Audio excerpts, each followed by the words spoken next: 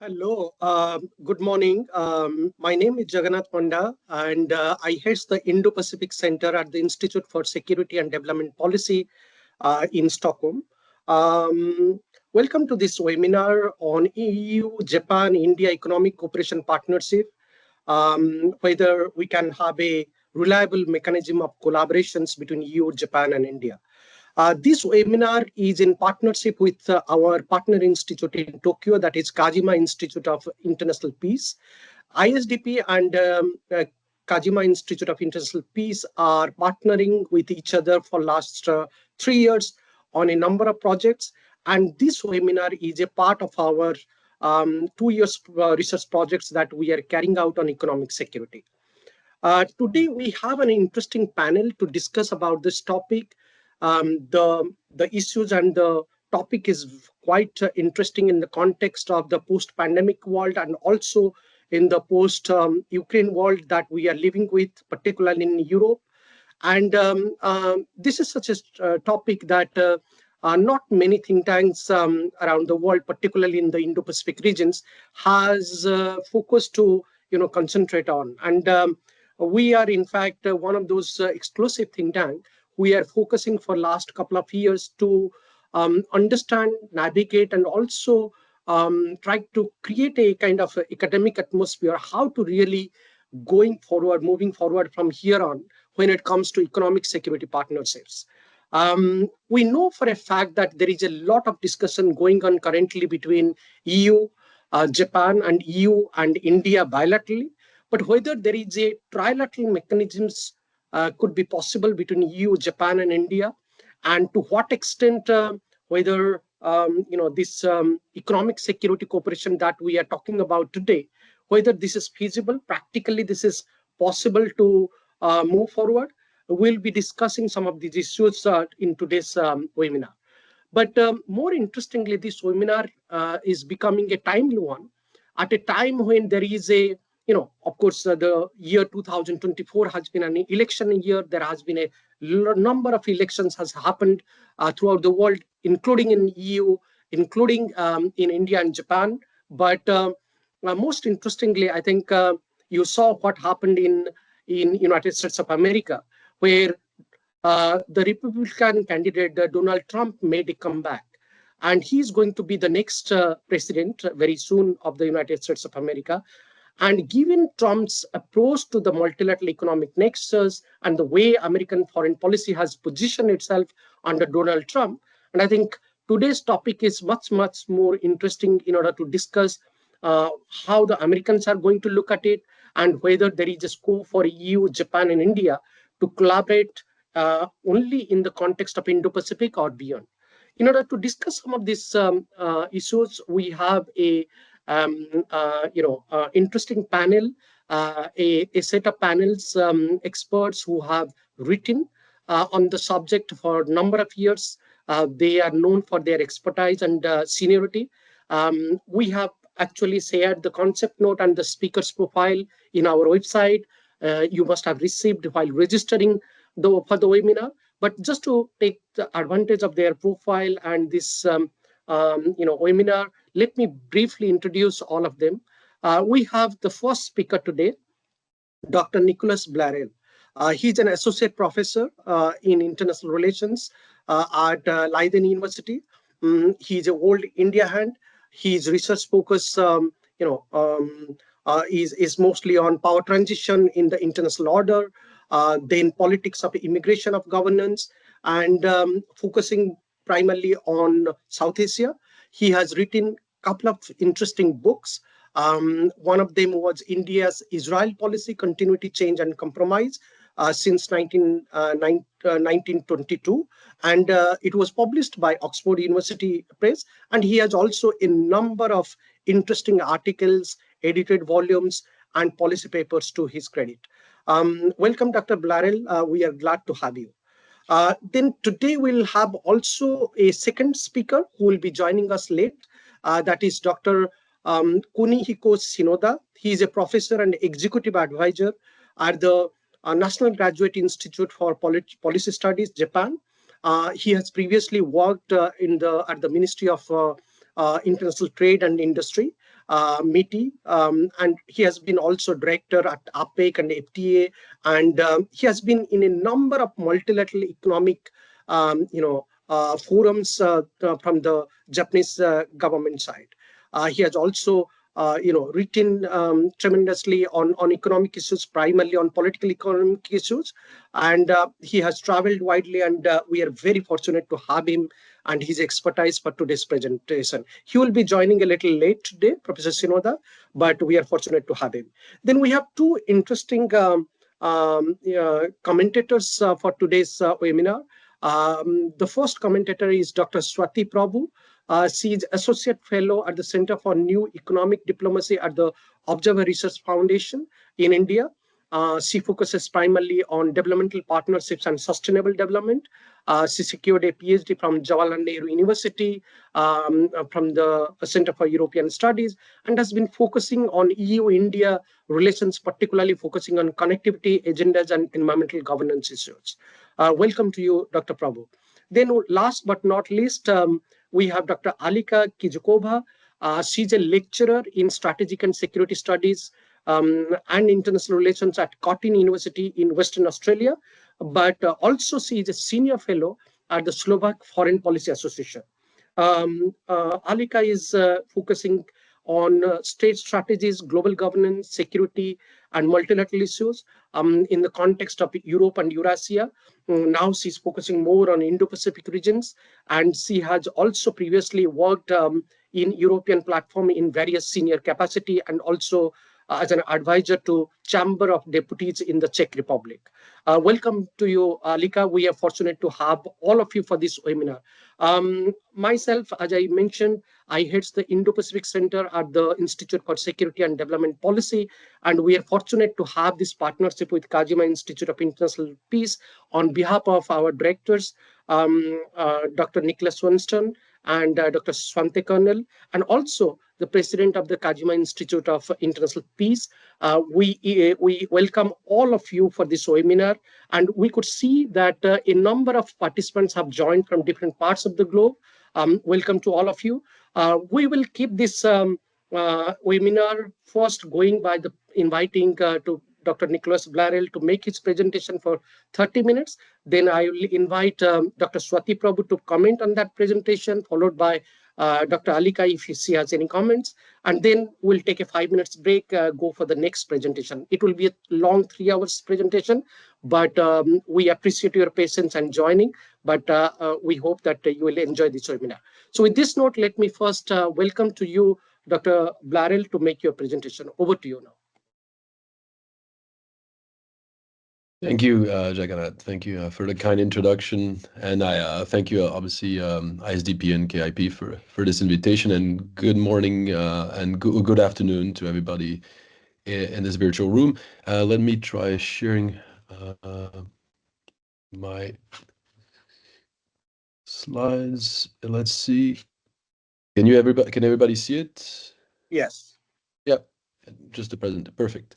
All right. So my presentation, I was asked by Jagannath to present on the EU approach to Indo-Pacific and the impact on economic security, but also looking at EU-India relations. And I must admit, confess already, I'm not an expert on Japan, but I've tried in this context of this presentation to see some synergies also between what's already going on, the existing state of cooperation between the EU and India in the Indo-Pacific, and how there could be potential synergies or collaboration. There's some collaboration going on, but I'm happy to discuss it further with the participants because this again is the limit of my knowledge. But I've talked a little bit about some of the trilateral cooperation going on. So my focus will be mainly on the EU because as Jagannath has kindly said, I've worked a little bit on this. The EU is Indo-Pacific strategy, and just as a background, but everybody, I'm sure most of the participants are knowledgeable of the EU progressive gradual signaling towards Indo-Pacific, and this milestone was with the publication in September 2021 of the Indo-Pacific strategy. The former representative for the foreign affairs in the EU is Josep Borrell, made this clear statement that the future of the EU and the Indo-Pacific are interlinked. And me and my other colleague, when we wrote a series of papers on signaling from the EU towards the Indo-Pacific, I clearly signaled that, indicated that this was a clear instance of EU foreign policy signaling towards a distant geopolitical region, one which the EU had some partnerships, some policies, but not such a comprehensive, holistic policies involving most of the member states chipping in into a coherent long-term project. And within the strategy, already a few terms that I think will be important across the presentation, mentioned and reiteration multiple times in the strategy of a free and open Indo-Pacific as a necessary condition to achieve many of the EU's policy objectives and to defend the EU's interest, and those notably being trade, stability in general terms, and so protection or defense of the rules-based international order, something that aligns to somewhat with the Indo-Pacific strategies of the other two partners that will mention today, India and Japan. And obviously a focus, you see already here, on the many economic interests, economic security already being an important element of an Indo-Pacific strategy. So this is the background for which I want to work on my focus for my presentation. And one thing I do want to start talking is maybe a little bit about the drivers behind that EU strategy and why did this strategy come about? What was the main impetus? And then talk a little bit who the EU is signaling to, right? The signaling needs a strategy, always needs to have some kind of recipients. And in the case of the EU Indo-Pacific strategy, there's a lot of potential. There's a large and diverse audience, and that also has an impact, I think, on the signaling strategy and how efficient and committed, credible it could be. So what is the EU actually signaling? It's a complex document, and it's not just that document. There's a series of documents. You could also consider that a follow-up with the EU Strategic Compass for Security and Defense in 2022 also complemented some of the initial signaling from the EU strategy from Indo-Pacific strategy from 2021 and a series of later statements, notably by Joseph Borrell over the years. A little bit of course correction sometimes in the signaling, in the actual signaling. So I'll talk a little bit about that, and notably in the context of economic security and maritime security, which I think is also an important dimension that we should focus on, especially when it comes to India and Japan. And I'll talk a little bit about what's been happening with India-EU cooperation in the Indo-Pacific, and talk briefly also about the potential for further cooperation with Japan, India-EU, and then talk about some of the challenge. I'll conclude with some of the challenges ahead.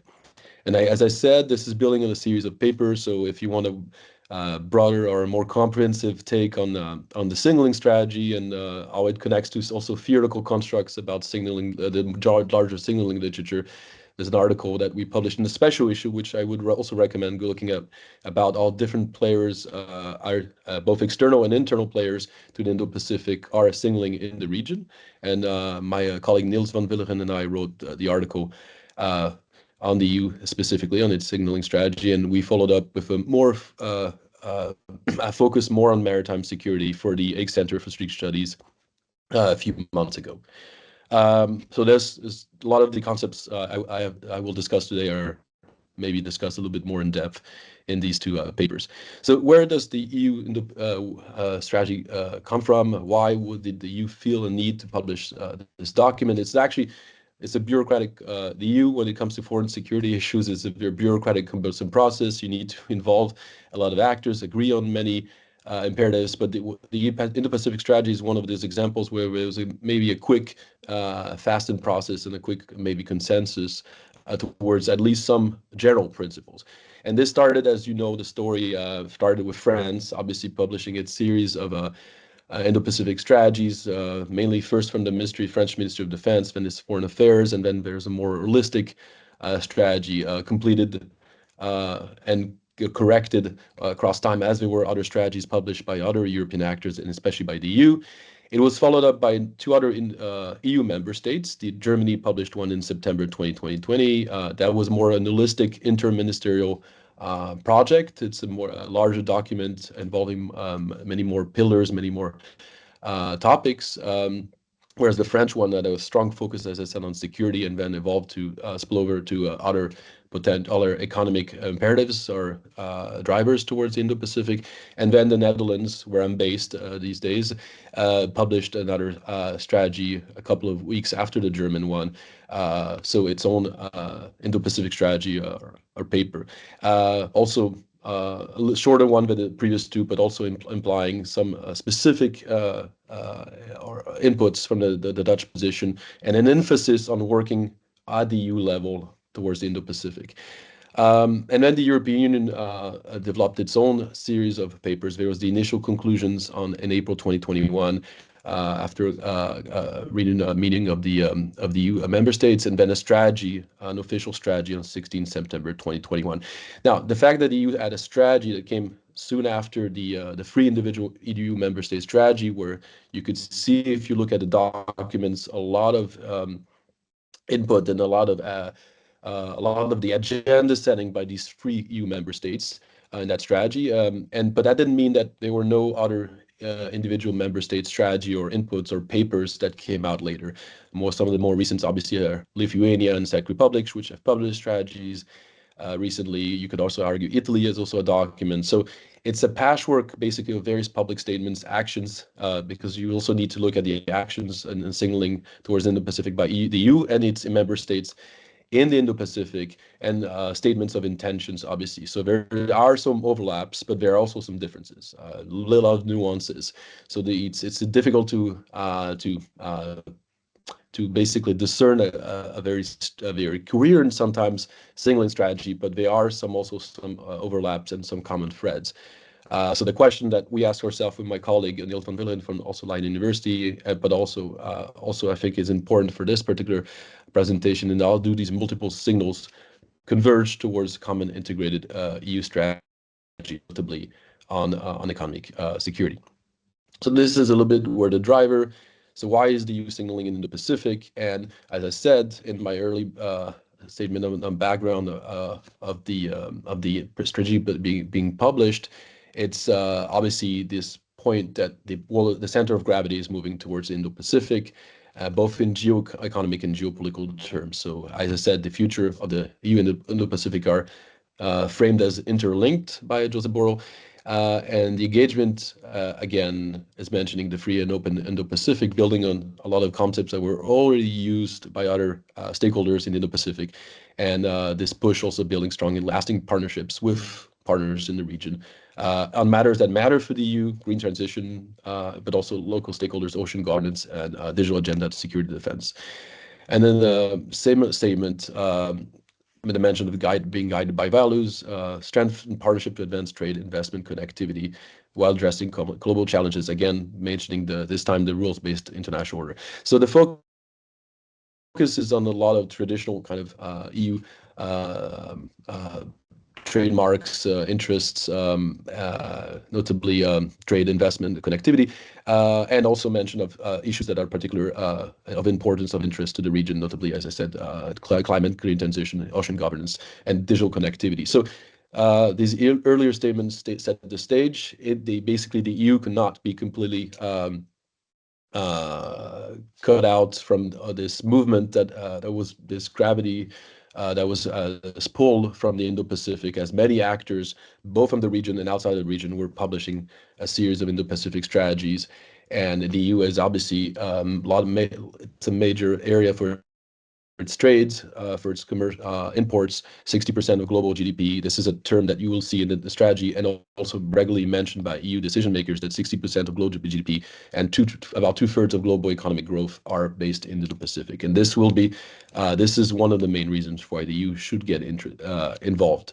Now, how does it do that? There's a series of statements of intention in this strategy, and I'll discuss about what is it actually doing in a couple of minutes. But obviously, there's a strong emphasis on economic interest and economic security.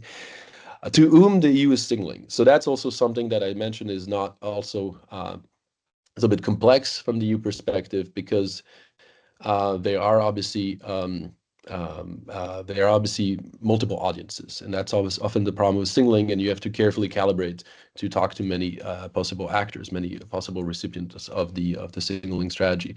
And obviously, you talk first to the major regional powers, great powers, in particular China, India, and the US.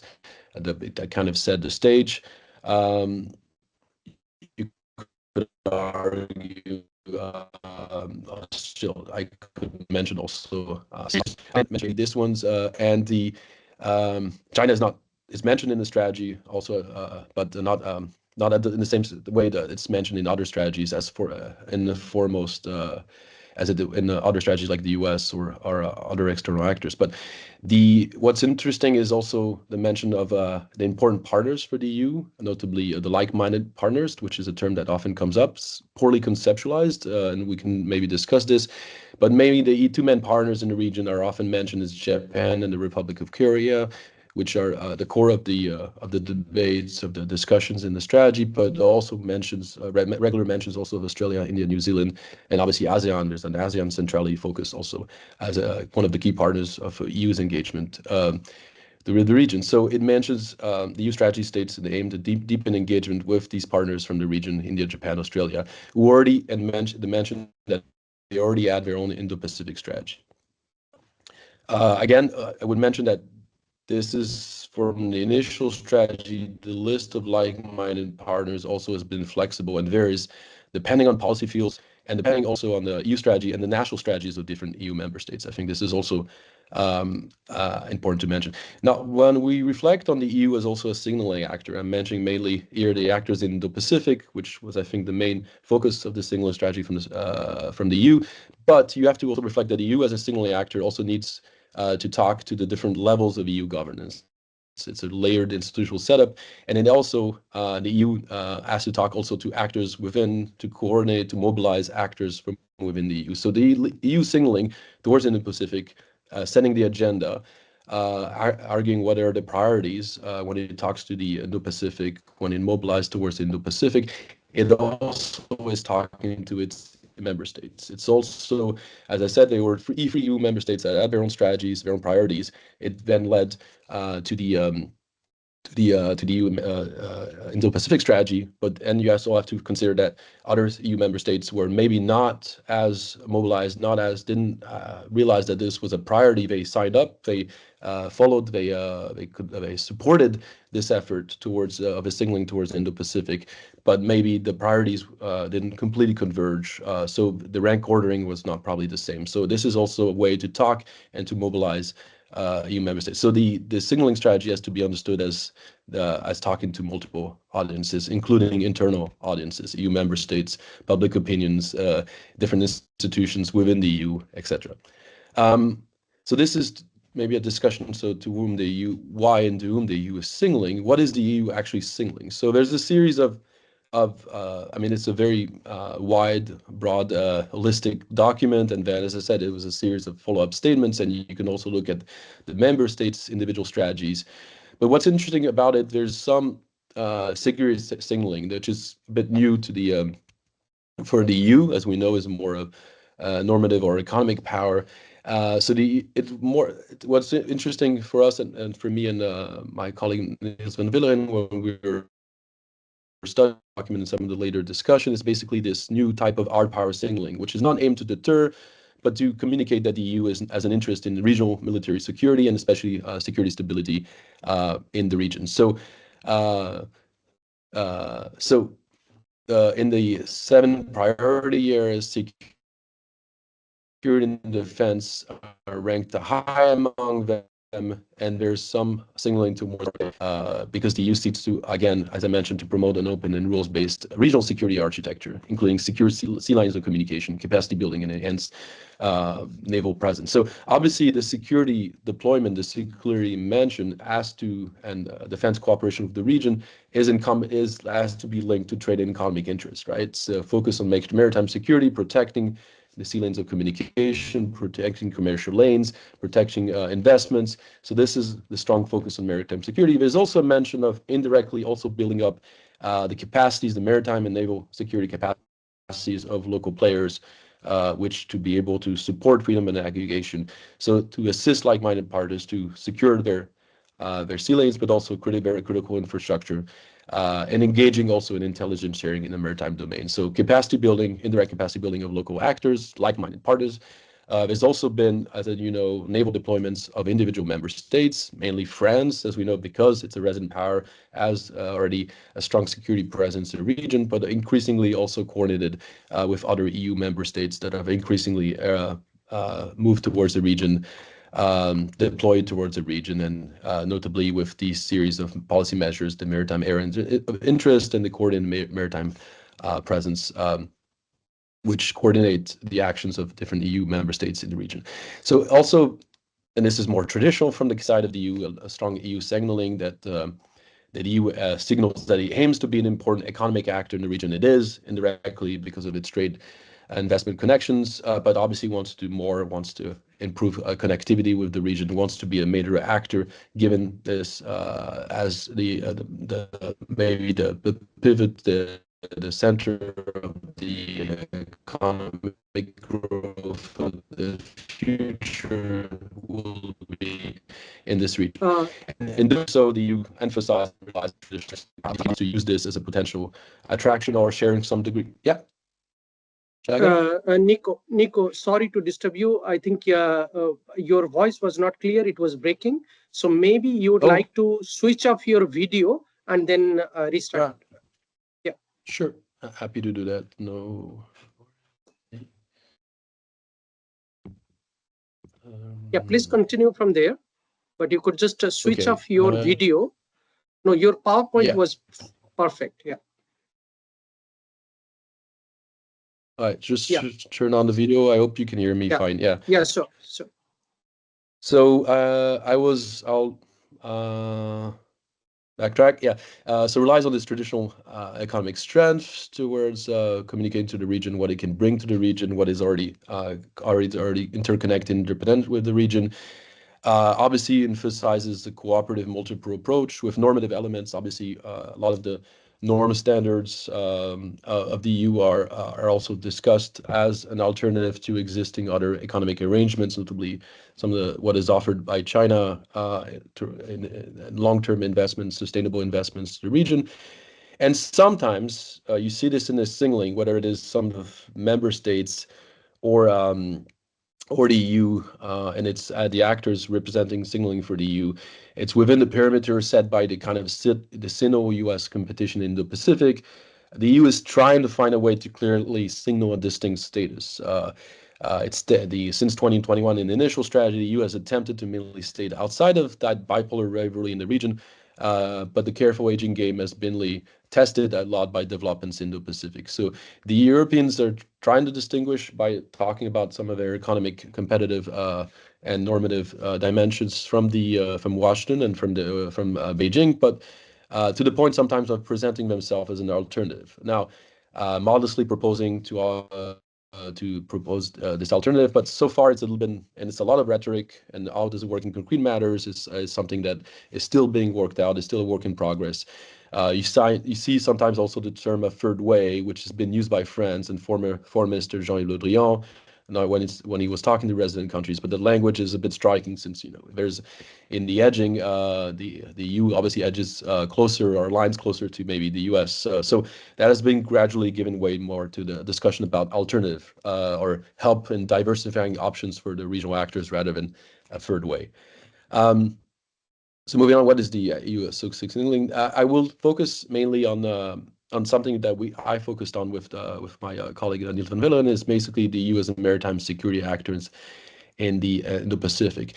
And you see a confirmation with Joseph Borrell, especially with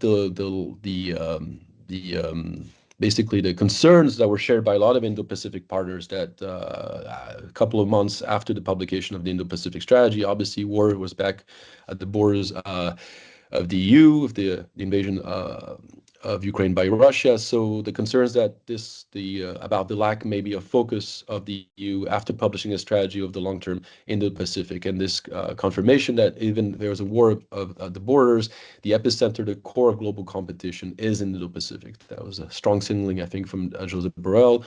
Now, how does it follow up by the actual EU strategy? That's something that's still, again, being developed. But there's always been this regular mention, again, that the EU might be fighting or might be supporting a war close to its borders, but the trade interest and notably the long-term interest in the free, safe, open Indo-Pacific is of long-term and lasting and maybe prime foremost interest for the EU.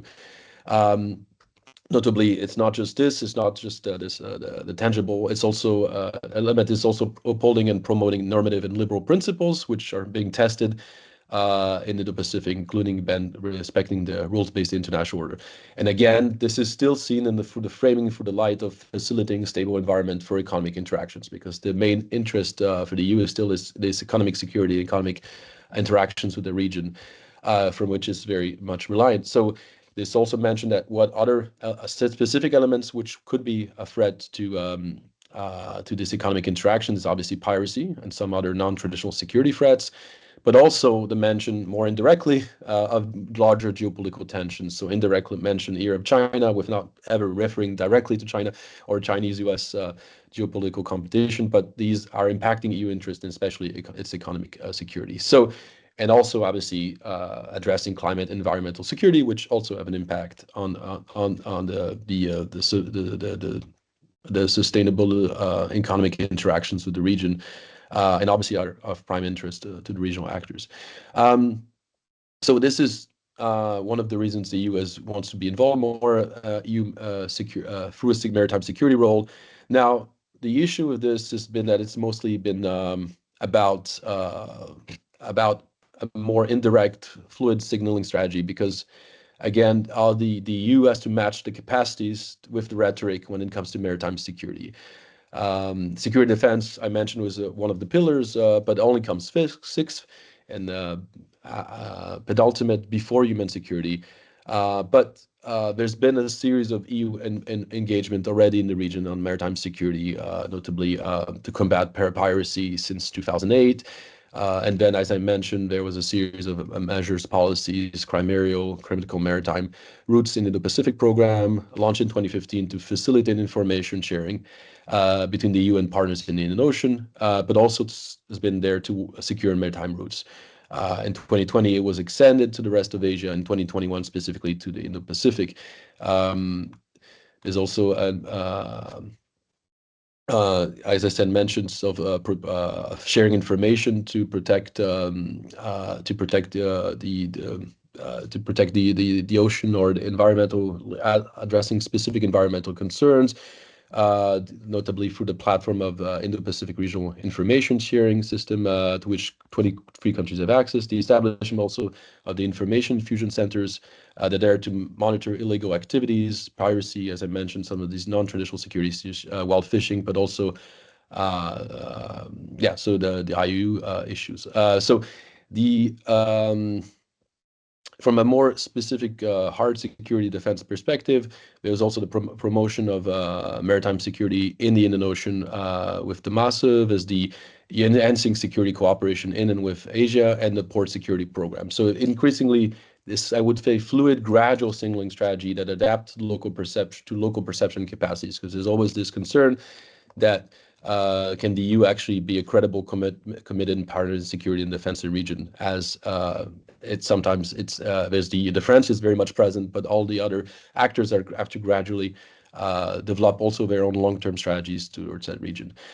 So that's why the EU has long leveraged mainly its strength, its market power, information sharing through scientific and legal support to the region about some of the existing disputes, territorial maritime disputes, and sharing the information I mentioned on these non-traditional security threats. That's where the EU has been mostly present, mostly visible, and it's only progressively becoming this hard security actor. And the framing has evolved also to match these capacities. And this is why it's interesting to see Joseph Borrell's preference to use the term smart security enabler, which is mostly there seen about capacity building, supporting the local actors, and delegating a lot of the potential, the naval deployments, direct hard security deployments in the region through to the EU member states.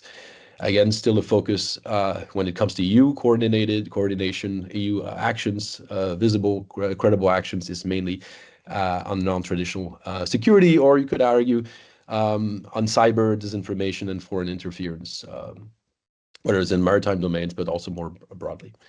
And much of the, I think, visibility of the EU still is mainly, despite the expansion of some of the concepts to broader Indo-Pacific, you would see mainly cooperation, coordination happening in what we could call the Northwest Indian Ocean, where there's the maritime security awareness, but also are actually deployments, whether I said to counter piracy, but also ASPIDES more recently in the Houthi crisis. So this is where the EU is when it comes to providing the maritime security route. Now, I'll talk a little bit more later how that converges or coordinates with the India's own participation in Indo-Pacific or Indian Ocean security, and also potentially Japan. But let me talk a little bit about, because this is mainly about economic security, the theme of this webinar. So the geo-economic turn in EU trade and investment policy in the Pacific, I think, is very, very important. I mean, we've seen a focus on the EU's trade discourse and policies, and this is not just linked to the Indo-Pacific. This predates the Indo-Pacific. It's a confluence of a lot of interrelated trends at the global level.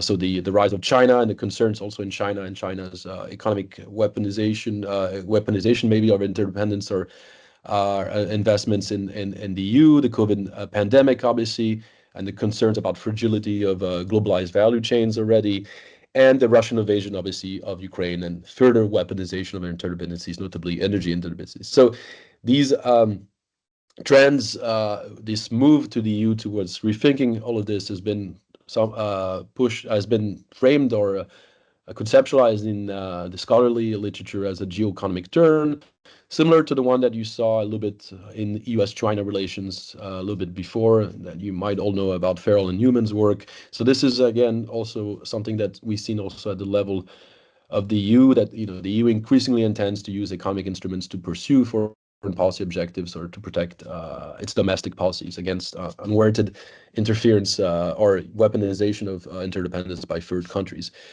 And so that sort of aligns with the de-risking agenda that you see at the EU level when it comes to coordinating or to working with China, and also the promotion of an economic security strategy over time.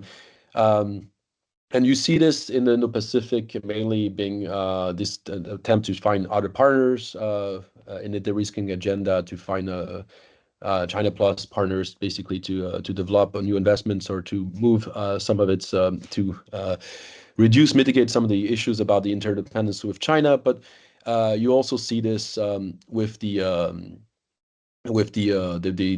promotion of the Global Gateway initiative, as you all know, has been launched in 2021. It goes back to, again, earlier connectivity strategies, addresses, again, to address the challenge of rising China. And it was framed when the Global Gateway Initiative launched as a kind of counter influence to the Belt and Road initiatives, arguing that it would be a safer bet to meet the infrastructure needs of a lot of partners in the Pacific because of the sustainable, comprehensive, and rule-based principles, and the push for more liberal values. And so the EU is trying for this to maintain a global economic competitiveness in the region and strategic advantages, but emphasizing a lot of the regulatory aspects of a global gateway as important to a lot of the actors in the region, notably in digital domains, and directly challenging the kind of model of China. Now, that has also led to some challenges I'll mention a bit later with the mercantile competitive dynamics. So this is one of the main initiatives that has been pushed to reinforce EU's economic interest in the region, as it's competing with other powers for support and cooperation with countries in the Indo-Pacific, and also that are looking to diversify their supply chains or their investments opportunities. Now, this has also been another way you could see of this economic engagement, and that's more of a back to the patchwork kind of element, is the Team Europe approach. So there's been also an attempt in the signaling strategy of the EU to rationalize a lot of the initiatives beyond the Global Gateway, the coordinated initiatives of many EU member states, whether they're different EU member states having their own strategies, their own cooperation, their own multilateral economic partnerships in the region, for instance, and also the private actors also acting in the region. So This is the rationalization as a Team Europe approach is maybe not as cohesive as the Global Gateway Initiative that had clear principles, but this is also a way for the EU to show that it's present in different projects. Now, the big issue is as I said, the challenges with these two differentiated approach with the coordinated gateway initiatives and the Team Europe approaches, the mercantile dynamics and extreme competition in the region, which had pushed the EU to this geo-economic turn or shift. And that's hindered, I would argue, a lot of the existing EU projects. And so there's a lot of thinking right now, I think, at the EU level about competitive related instruments that have been used for long by the EU to address market distortion and establish level playing field for EU businesses, and lack of reception sometimes at the level of in a very competitive environment in the Pacific about some of these obstacles or legal obstacles to these attempts to push for these standards, when especially from a top-down perspective, notably Flow Global Gateway. Also, the sustainability related instruments to mitigate negative environmental externalities related to the investments. Those provisions could also lead to some problems. So there's discussion about exemptions from some of these obligations, direct assistance to financial assistance. But again, these legally codified thresholds are limiting the application of some of the EU instruments, and so that there's a lot of discussions about how to address and be more competitive when it comes to this with these other projects pushed by the other actors in the region. And I'm not talking only about China here, I'm talking also about the US. Jagannath mentioned the event, the True Trump 2.0 is coming. So how will the EU be competitive when it comes to with these economic projects or economic investments to the region, at development assistance to the region? So this is still an ongoing discussion. And so the EU is is thinking about trilateral initiatives with some of the local actors, but also unilateral initiatives. And the IMEC, for me, and especially when I interviewed people in New Delhi and in Brussels, has been seen as this kind of new type of partnership that you could do, moving beyond these initial or early strategies, early projects, to try to create a more inclusive or win-win situation with talking about actually starting at the drawing board about what are some of the standards, what are some of the convergence and regulatory frameworks, and not start right away from the EU norms and standards and trying to see how this could work with the investments in the region. So listening a little bit more to the actors. So this is something still was much in flux, and obviously the October 7 crisis and the following crisis in the Middle East has impeded any progress on these discussions. But this was I saw one of the pilot projects that could have that was, at least there was a lot of wishful thinking that it could help move the EU to be more competitive in that region. So that's for the geo-economic turn. I'll quickly talk about some of the India-EU cooperation in the Pacific. Obviously, one of the India and the US-India agreement of May 2021 was highlighted as one of the type of partnership that the EU seeks to create and to emulate in the region. Obviously, there's been a strong emphasis on maritime security. The strategy highlights the already security cooperation that already exists with India on maritime security, counterterrorism, cyber security, crisis management. Going forward, the strategy also mentioned to conduct more joint naval activities, exercise port calls, multilateral exercise with India to protect, again, reference back to the freedom of navigation in the Pacific, and to accord a place of prominence also in the EU strategy in the Indian Ocean, which is framed as the gateway to the Indo-Pacific, especially the Northwest Indian Ocean, where India is a key actor and has the ambition as becoming a net security provider, as you saw with in the recent Houthi crisis. So India is an important actor for the EU in the network of partnerships in the Indian Ocean region. And the maritime security, as I said, which was largely ignored by the EU, has been progressively established as an important focus. And there has been a high-level annual maritime security dialogue with India. In 2021, the EU-India, specifically in a bilateral manner, conducted their first joint military exercises in the Gulf of Aden. And there's cooperation has increased, as I mentioned, with the coordinated maritime presence idea, and then the zone of maritime interest declared in the Northwest Indian Ocean first before it was expanded. So in New Delhi also as reciprocated, sees a lot of potential in working with the EU on maritime domain awareness and information sharing, where the US has well-established programs, the critical maritime routes in the Indian Ocean, as I mentioned, and conversions possibly with India's own information fusion center and Crimea. So again, some of the to cover some of the non-traditional security challenges I mentioned, like include illegal fishing, pollution, smuggling, and other hybrid threats.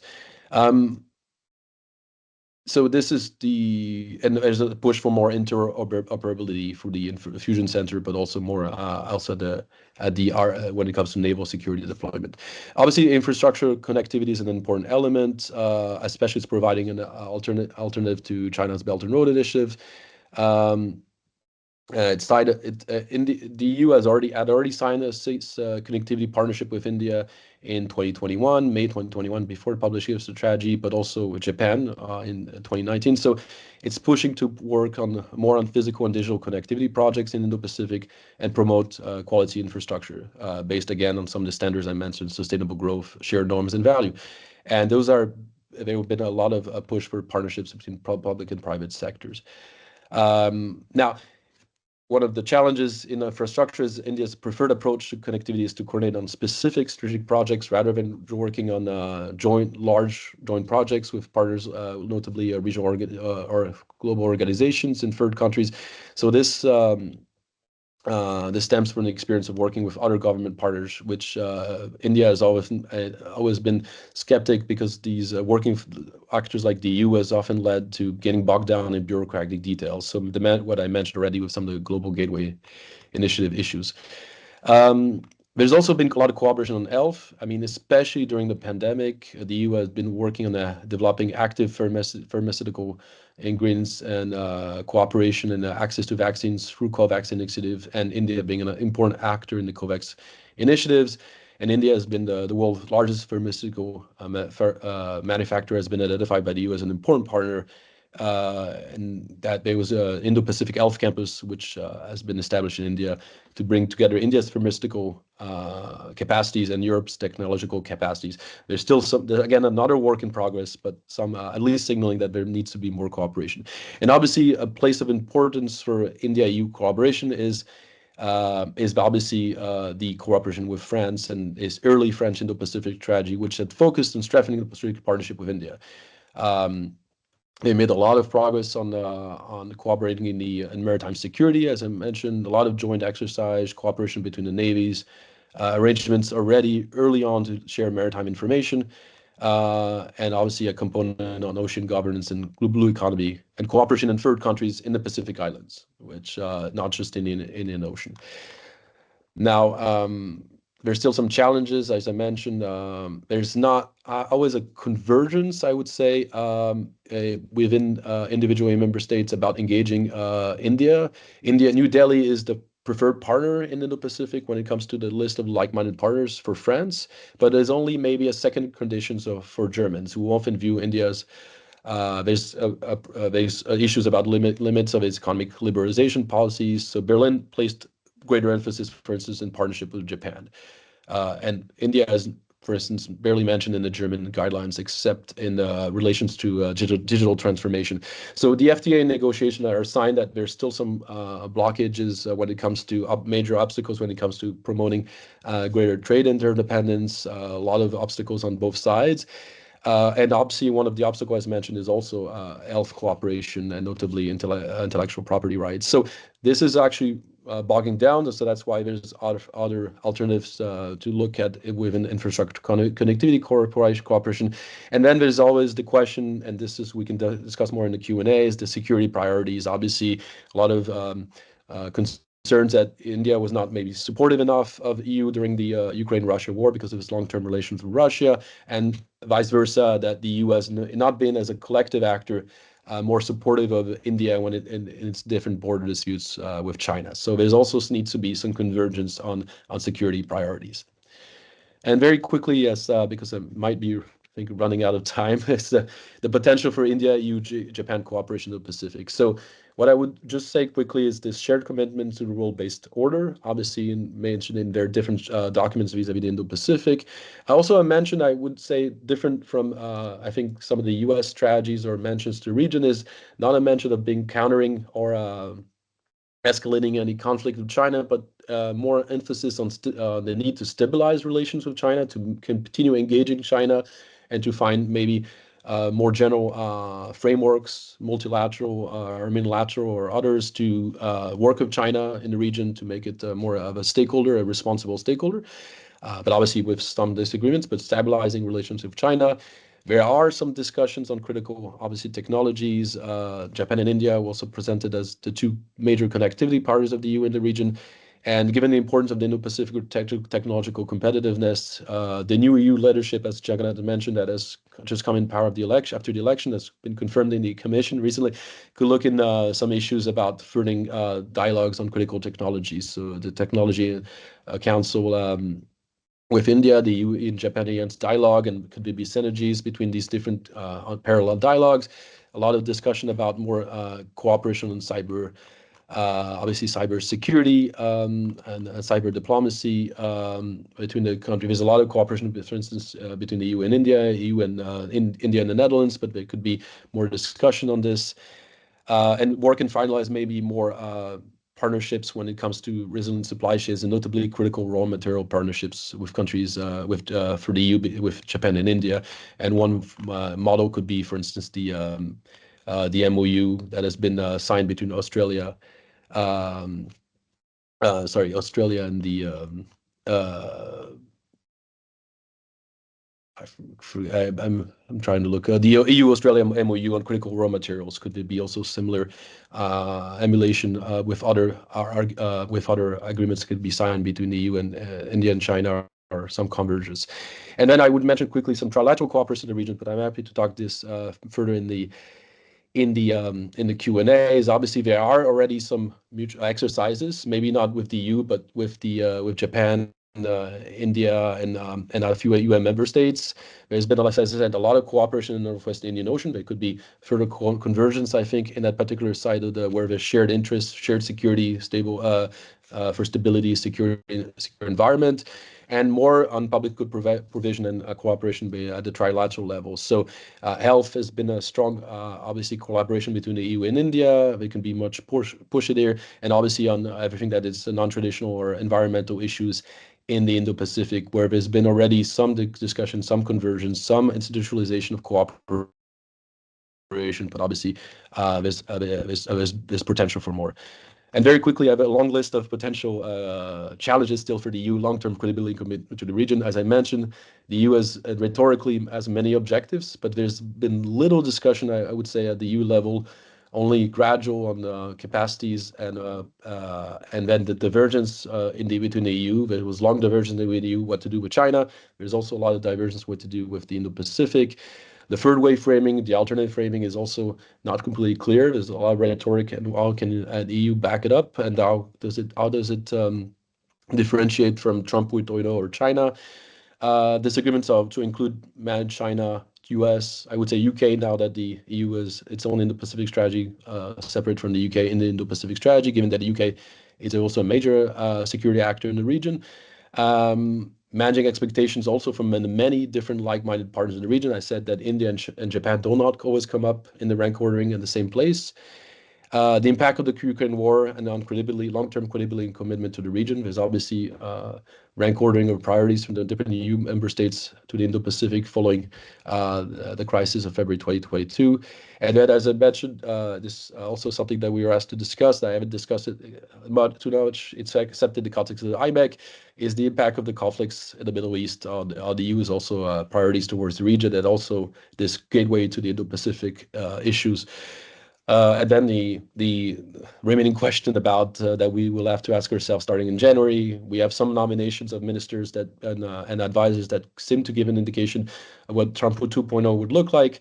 But obviously, the EU has to rethink a little bit. Japan, we saw already some statements from Japan that it has to rethink a bit of strategies toward the region. So this is maybe also an opportunity for further convergence between India, the EU, and Japan on how to work in the region separately, maybe from the influences both of the US or the pressures also from China. I'll stop here, and I'm happy to listen to the comments from the discussant and to follow up on some of these issues during the Q&A. I'm sorry, maybe I went a bit longer than the imparted time. Thank you. No, thank you very much, Nicholas. I think that was an excellent presentation with a lot of overview, comprehensive, coverage about what EU is trying to do in the Indo-Pacific regions, particularly through, security and economic signaling. Covering the traditional strengths that has its trade and a market power engagement strategy, and also the way it is emerging as a trying to craft out a hedging options with the regional powers. That was really very interesting in the context of our project and webinar. We'll come back to you with comments, and I will also encourage all of our participants, if you have any specific comments to Dr. Blarel, please type out your comments in the Q&A box so that he could see it and answer it during the discussion. With this note, let me invite Dr. Swati Prabhu over to you for 15 minutes. Thank you, Dr. Panda. I hope I'm audible. The audio is fine. Yeah, sure. Please go ahead. Thank you, Dr. Blarel. I think this was a very detailed and a very interesting presentation as far as the EU's Indo-Pacific strategy is concerned, and how EU-India economic security plays a very important role as far as the larger picture of the Indo-Pacific. And since we are talking of Japan as well, I'll take an Indian perspective on both EU and Japan.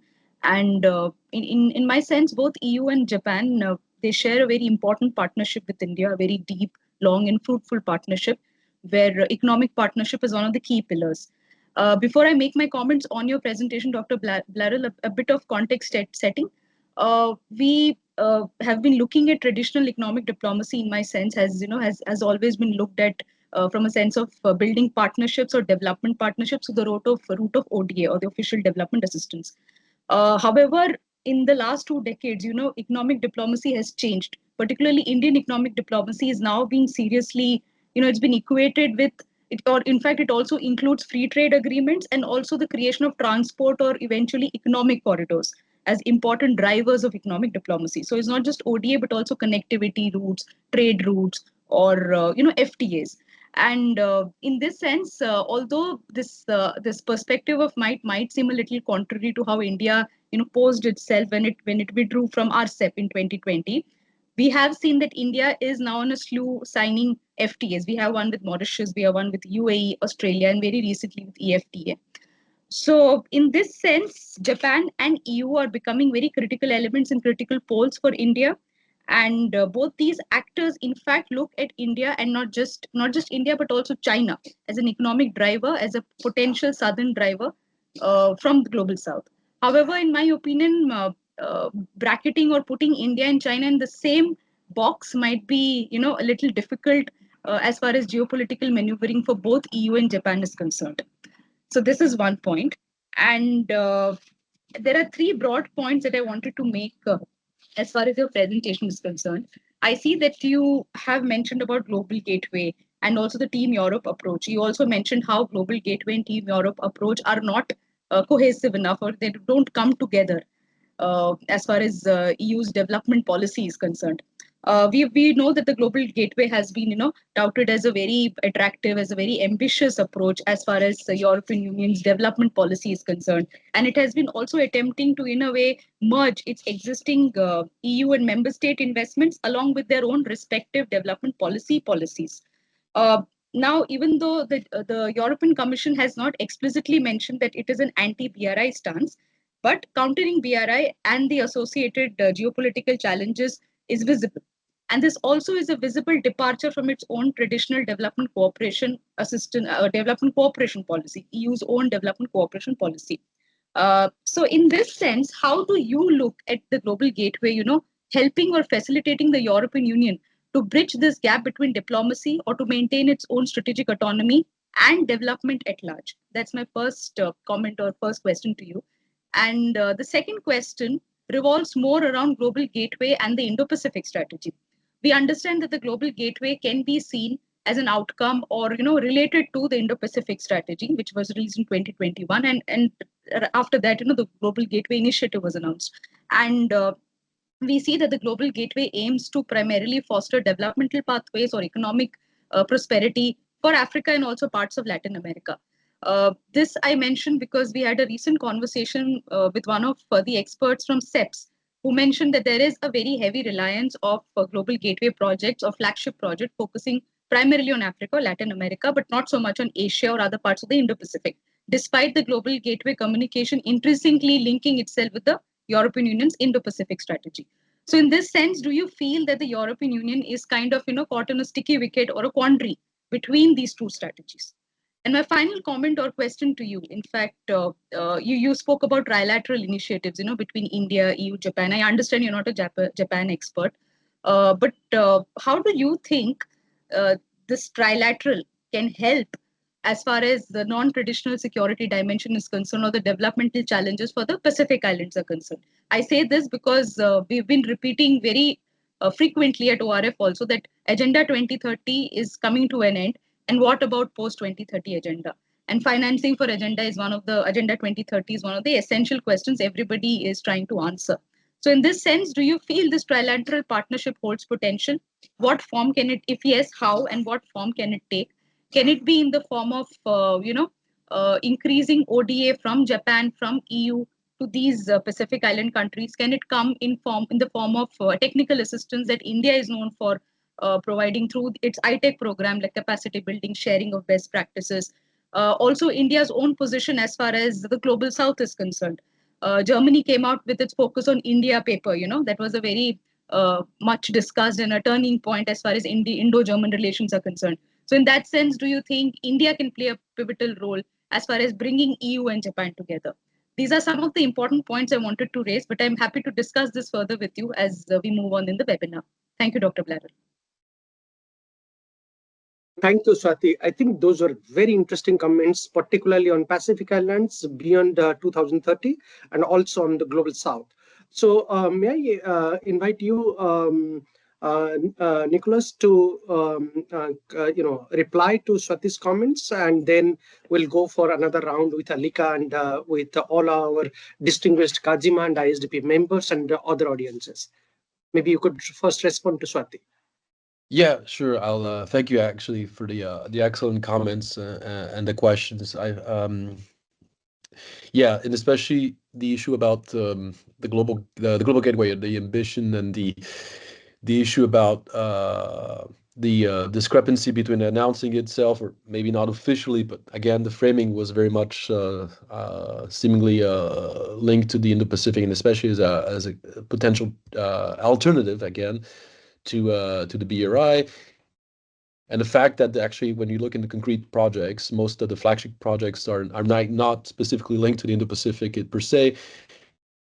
So this is an issue, and I think the global gateway has to. There's I mean, this is my own personal opinion, and looking a little bit about initiatives that were taken and the current thinking that's been going on at the level of the EU and in some EU and member states. When I get a lot of feedback that there's actors from the Brussels or from some of the member states that travel directly to the region and notice that a lot of the issues brought up by some of the global gateway projects or some of the offerings is basically that there's a the timing issues, the standard issues, that China offers something that can be built faster. There's some sustainability standard issues, but at least this, especially in countries where there are electoral cycles, it's important to be able to deliver some of these projects in a timely phase manner. So I mean, these issues come up. I think one of the big issues is and where the global gateway does have some comparative advantage is it's not supposed to be, and I think that was the wrong initial framing as an alternative. It's basically just another option.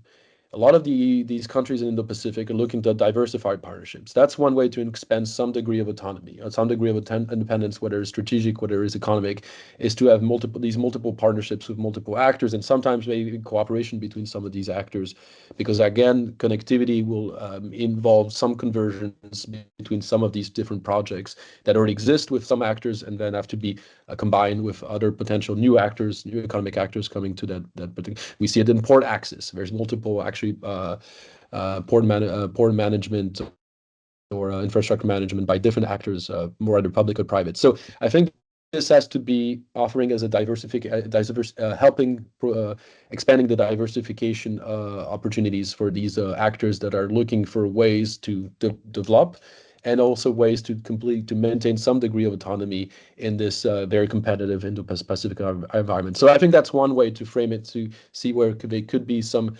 synergies with existing projects, including some of the built or expanded by the BRI.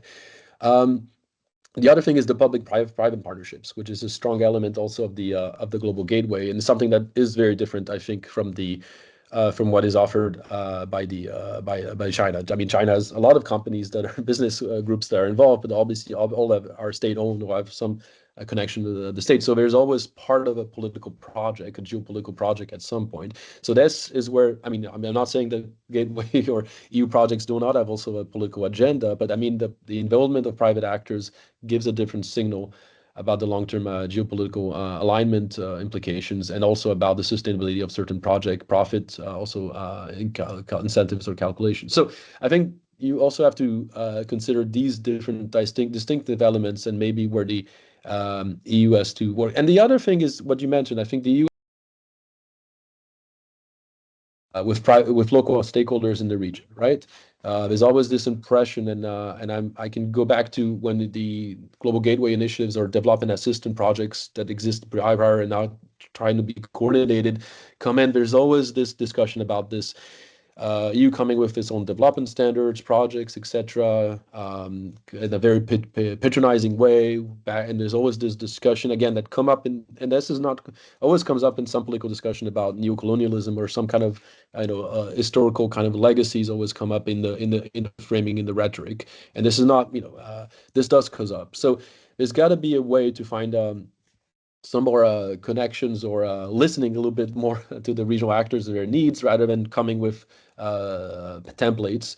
And also working with local actors, which might be already have their own development assistance, as you say, projects, quick impact projects, or other projects that India has in its own neighborhood, in the broader Indian Ocean, and working with the EU and Japan, and providing where they can provide their own expertise, their own existing infrastructure, and expanding and working directly with India and its own existing connections and its own relations of trust, I think, in the region.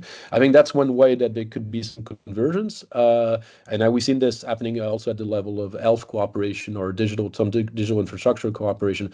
And also we see this also being, to some degree, implemented also at the level of the Quad. So again, this is I think important. And one last thing I wanted to mention about the Global Gateway, the problem is visibility.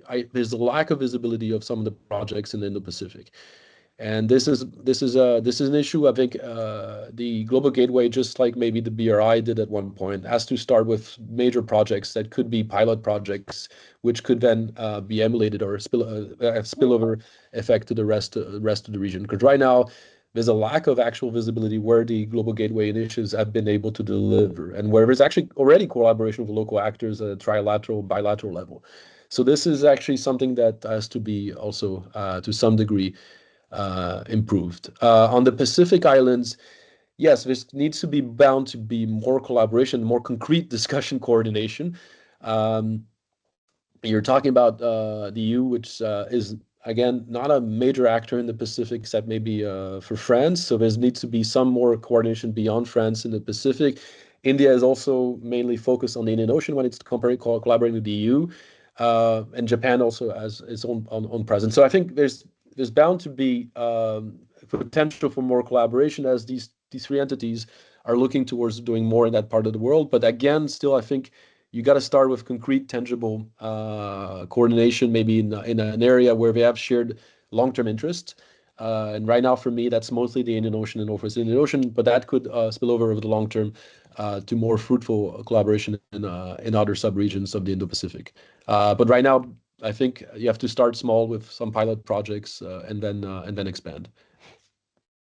No, thank you, Nico. I think those are interesting comments, and I agree with you. I think needs to be a lot of visibility, and particularly there has to be a constructive approach how to move forward on the global gateway. Now, let me invite our distinguished members, including first to Alika, who is the commentator for the second presenter. But Alika, I'm sure being from EU, from this region, you have some comments for Nico and for Swati, maybe you could add on, and then I'll invite our Kajim and ISDP members to pitch in if they have any comments or questions for the speaker. Alika, over to you. Well, thank you so much for the remarks. I'll dive right into this. Well, I was looking at the content from the position of who's actually the face of all these narratives and actually delivering the content and agenda. And we are working here with the external representation of the EU Commission, which is currently, obviously Kaja Kallas, who is from Estonia, luckily, because I think we have to, for next 5 years, actually be on her shoulders and hope that she will continue this push for Indo-Pacific, which is very much the Baltic states wishful thinking to redirect. Because when I'm looking at the presidencies, we have Hungarians now who are very focused on topics. When I was looking at it, the global aspect wasn't really there. It was agriculture and maybe Western Balkans. We'll have Poland next year, half a year working for Ukraine. They really want to step up the enlargement integration for Moldova, Western Balkans, but mainly Ukraine because they've been arguing over this. And then we have countries such as Ireland and Denmark, Cyprus. I don't see personally how that's going to be Indo-Pacific until we get Lithuania 2027. So we have 2 years of very inward-looking, I think, EU content. So when we get Lithuania aligned with Estonia, then we can start doing some work. And then the next chance will be actually the Netherlands 29 because of the strategy, I think, and they will push hopefully for partnerships. So do you see that this can actually be some kind of a phase? And unfortunately, we might lose momentum. And it will be up to the think tanks to keep the eyes on Indo-Pacific. As you rightly pointed out, a lot of the projects are not about Indo-Pacific. The countries are very sort of, I would say, the self-interest, the national interest is number one priority. So we will not have presidencies to push for Indo-Pacific agenda for 2 years and then another 2 years and we need to really work with the commissioner to maintain the focus. Yeah, thank you, Alika. And I think Nico, you would like to address, take up some of Alika's comments. Yeah, no, because this is an excellent comment. I actually haven't looked at the list as detailed as you did on the list of future presidencies, because this is an important issue. The fact that France had a presidency and organized the first ministerial forum, I think, was important for the agenda setting and signaling to the actors in the region, inviting all of them in Paris for that meeting was very important.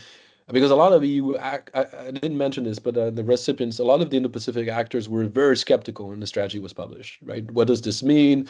It's a very ambitious document, etc. Can it follow? Can it walk the walk after all this talking?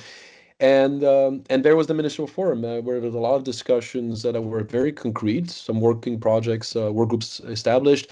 There was the follow-up, the Swedish presidency organized another forum. So I think there was a really clear momentum. And then it slowed down, I think, at the level of the ministerial forum. So I think this is really important. The fact that you have these presidencies will put some, will flag some projects, will flag some interest. And it's important in the signaling to the region that the EU keeps this keeps a tight focus and a strong economic and security focus towards the region. And this is obviously going to be there's going to be some mixed signals when with these different presidencies, as you mentioned. Now, I think Poland might still consider the Indo-Pacific because of the as we saw I would say the interlinkages between the Indo-Pacific and the Ukraine-Russia war are have been quite visible. I mean, just the involvement of North Korean troops in in the actual conflict is it shows that South Korea also providing some military support to Ukraine shows that the support of China to Russia. I think these feeders, security feeders, have become so interlinked that I think there's going to be a long-term security momentum. But that doesn't mean that it will be framed in public rhetoric as well. So I think there's this issue. The other problem I could see without this like coordinated focus, and that will be the role of the EU Commission to do more, to create these institutionalize this initiative to mobilize the different actors, because then we could see what you said, the self-interested EU member states having in a piecemeal fashion, having their own past strategies. I mean, we're seeing this again when there's tenders for important infrastructure projects, for defense projects, etc., defense purchases in the region. There should be more coordination. I've actually been pushing in discussion with France, Germany, and Netherlands for more coordination when it comes to defense sales or to the region, because there's a lot of tenders where a lot of the EU actors, EU is actually an important security actor indirectly through defense procurement, but it actually should have more of a cohesive voice about the long-term implications of this. I think so. There's these issues where there should be more institutionalized coordination, that creating kind of this autopilot system that should be independent of the rotating presidency. So I think that's really important. And I think we should revive and create more momentum for the ministerial forum. That's a discussion I have with Jagannath regularly. So we should find ways through the think tanks, through different envoys of the Indo-Pacific. Right now, there's some countries that have envoys, some countries have this at a particular status, some at a lower status, some ambassador level, some not. We need some coordination also about having the regular meetings between these different representatives. And this is still a work in progress. And we need to get that. We need to straighten this out if we want to keep a committed and credible message to the region. Thank you. So I could already see some questions coming up in the chat box, but I would invite all of our participants to, pose their questions through Q&A box, which is next to the chat box. Otherwise, we could also allow you to come in the video and ask the question directly. So please raise your hand or leave a message in the Q&A box so that we could allow you. But I could see there is already a hand. Maybe Sikata-san, you have a questions. Please go ahead. Okay, and thank you very much. And Dr. Burrell, thank you. Your presentation is very impressive. Let me ask you two questions. One is, how do you think European companies are shifting their resources from China to India or other Asian countries now that they recognize China is a threat rather than an opportunity? That's my first question. Second question is, how do you expect the impact of Trump 2.0? He's going to impose 60% tax on China and 10% tax on almost all countries. How do you think his policy affect Europe and the Europe, India, and Asia relationship? Thank you. Thank you, Sikata-san. In fact, Nico, Sikata-san's questions about European companies with regard to the China. There is already a question in the chat box. How do you see China's role in the Pacific Island countries? Because these states do not seem to be happy with the incoming foreign investments from China as the infrastructure. So maybe you could, take these questions as a group, and also Sikata-san's questions on Trump 2.0, which is very interesting and timely. Over to you. Yeah, thank you. Very excellent questions. Very challenging one. The European companies shifting from China to India. Yeah, so I mean, this is the debate that has been framed gradually by the EU when it comes to China, is from decoupling to de-risking. So I think the EU companies are, and if you look at German companies, are not completely decoupling or moving out. There's some obviously managed economic, it's more about mitigating some of the issues that have been come up with the geopolitical or at economic level with China, that European companies are trying to manage at this stage. And I don't see if you will expect a massive move or rapidly to other Asian countries. That's obviously a more structural long-term change, and has to be a strategic change, and also maybe coordinated at EU level. I do see that if you look at the decoupling that has happened, the move from certain factories and investments outside of China, this have not always benefited India. Actually, India has been trying to push itself very much as an alternative, but there's been this obstruction that we see, obstacles that we see with investments prior to this intention to de-invest partly from China. There's still some bureaucratic hurdles that are linked to economic liberalization that have been mentioned by Germany in the past about India's economic liberalization and the facility and the stability of possible investments. So there's these issues still coming up. There are some flagship projects of major factories opening in India, but it's still been relatively limited. I mean, there are other countries in Southeast Asia that mostly benefited from decoupling with China or de-risking with China than India, Vietnam notably being one of them. So I think India, there's still some, there's geopolitical will to invest more in India as an alternative to China, but there's still some remaining obstacles. So I think that has to be worked out. Intellectual property and also is another issue that often comes up. So that's has to be somewhat resolved on Trump 2.0. And the problem is right now we have to speculate on a lot of what's been said during the campaign, right? So the tariffs, taxes, issues, and who is going to be, I think what we have to first look at is who is going to be his main advisors when it comes to the Indo-Pacific, right? If we judge by the campaign and by some early articles you see coming out with trying to rationalize what Trump 2.0 would look like, we see people like Elridge Colby and a few other economic advisors that are very hawkish vis-a-vis China. So you could see this issue, but there's also been mention of tariffs vis-a-vis India.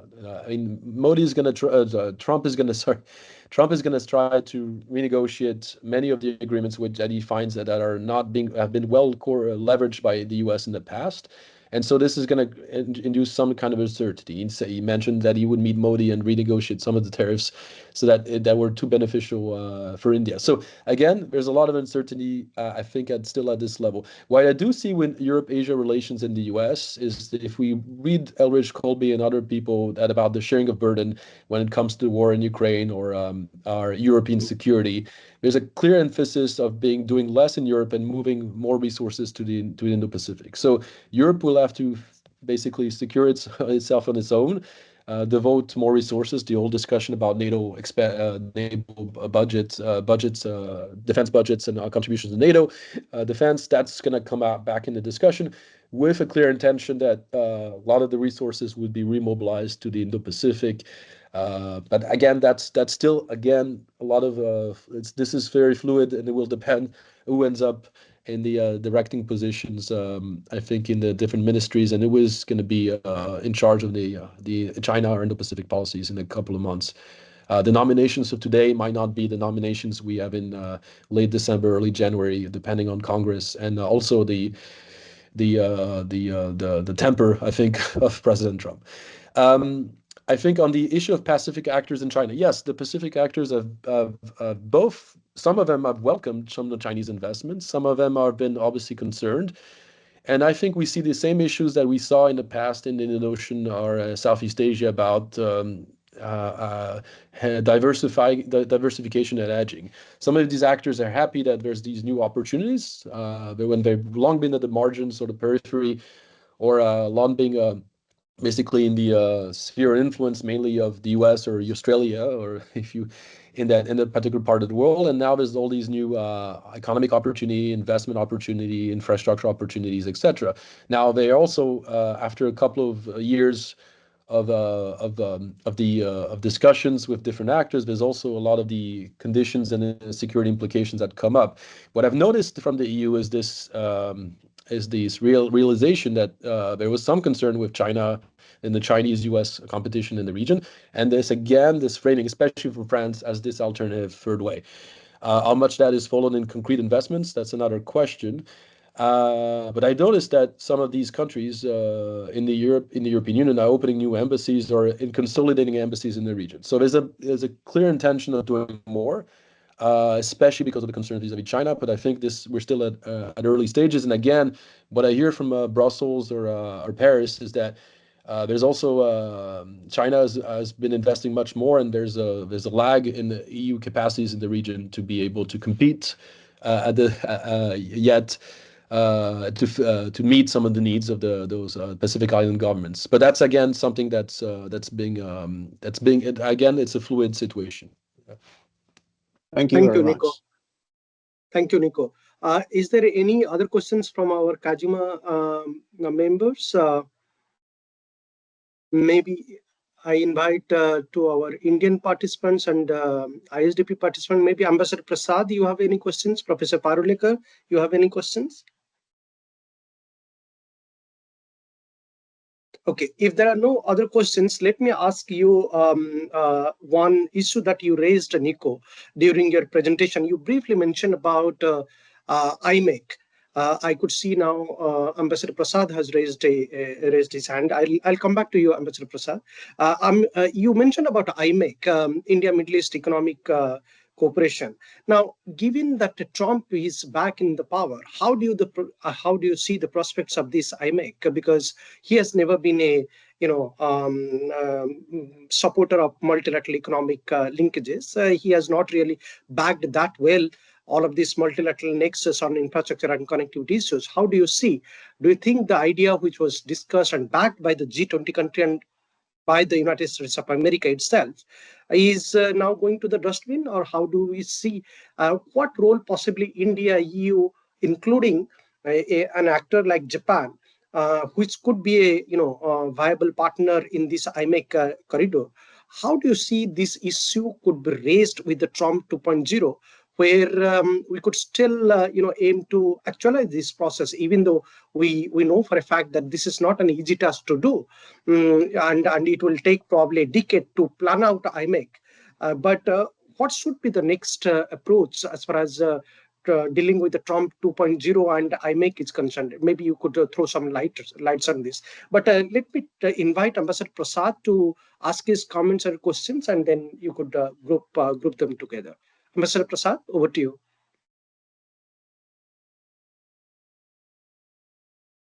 You could also, yeah, please go ahead.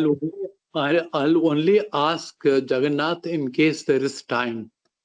Yeah, please go ahead. We still have 5 minutes. Oh, okay. I had one comment which is a bit long and a question. The comment is that Dr. Blarel, thank you for this very comprehensive presentation. I was particularly struck by the listing of challenges, which seems very instructive. There is clearly a problem of credibility and commitment, and as you put it later, lack of visibility. There are internal differences within the EU itself on how to approach this entire initiative towards the Indo-Pacific. What is going to be the impact of the two major raging conflicts in the world? And what is going to be the implication of the Trump presidency? One doesn't know.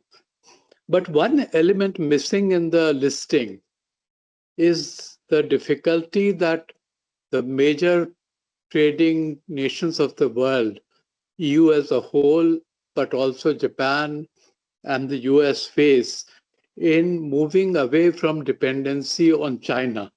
Because China, they want to do this because they want to avoid possible disruptions and avoid economic coercion. But China accounts for 35% of global gross manufacturing production capacity. And in the case of EU, in fact, their dependence on Chinese manufactured imports has grown since the enunciation of the Indo-Pacific policy.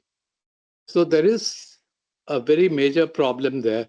My question is that given the limitations that you have underlined in respect of India in terms of how far it has gone on economic reforms, India is still pretty low down in what the World Bank has abandoned, this listing of the ease of doing business. But till it remained, we were still lagging behind many others. Now you have the World Economic Forum's Global Competitiveness Index. And there, except for one area, which is the area of innovation capability, India is number 80 compared to, for example, China, which is at number 20 out of 150 odd countries in the world.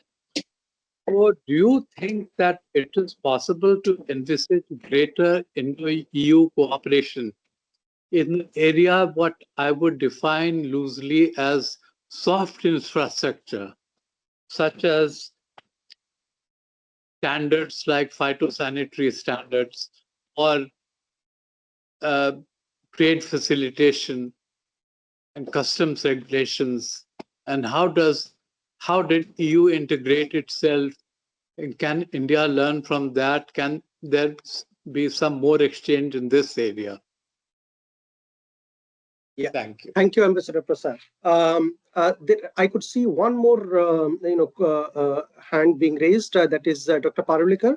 Over to you quickly, maybe 30 seconds or 1 minute.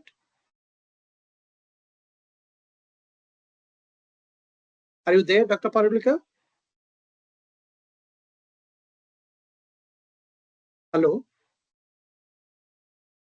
Okay, so I think there is some audio problem maybe he's facing. So Nico, you would like to comment on Ambassador Prasad's questions and also on IMEC and Prompt 2.0. Yeah, I'll be quick. Thank you, Ambassador Prasad, and thank you, Jagannath, for the excellent questions. I mean, all excellent questions today. I mean, the challenge for the major trading nations. I mean, yeah, Japan is and China are also quite independent, and they're obviously in a close neighborhood. So I mean, it's obviously, and India is also as we has been discussed over the last few weeks, is as also strong economic independence with China, which led partly, I think, purely to pressures of some of the business community in New Delhi and elsewhere to pressure the government to find a solution to de-escalate the border tensions since 2020, because this was actually hurting India's economy because of the manufacturing and other kind of interlinkages that existed with China. So again, this is first, it's not easy to delink and to completely disconnect with the China economy. But the economic independence is going to stay for a while, or is going to be maintained. It's about managing it in a different way, diversifying options. And I think this is where cooperation between India, Japan, and the EU can work, is try to find ways to be less dependent on China, or to work with China to not weaponize, not use this as coercive leverage, this interdependence. So, or to address this particular challenge. So that's the way, rather than complete decoupling.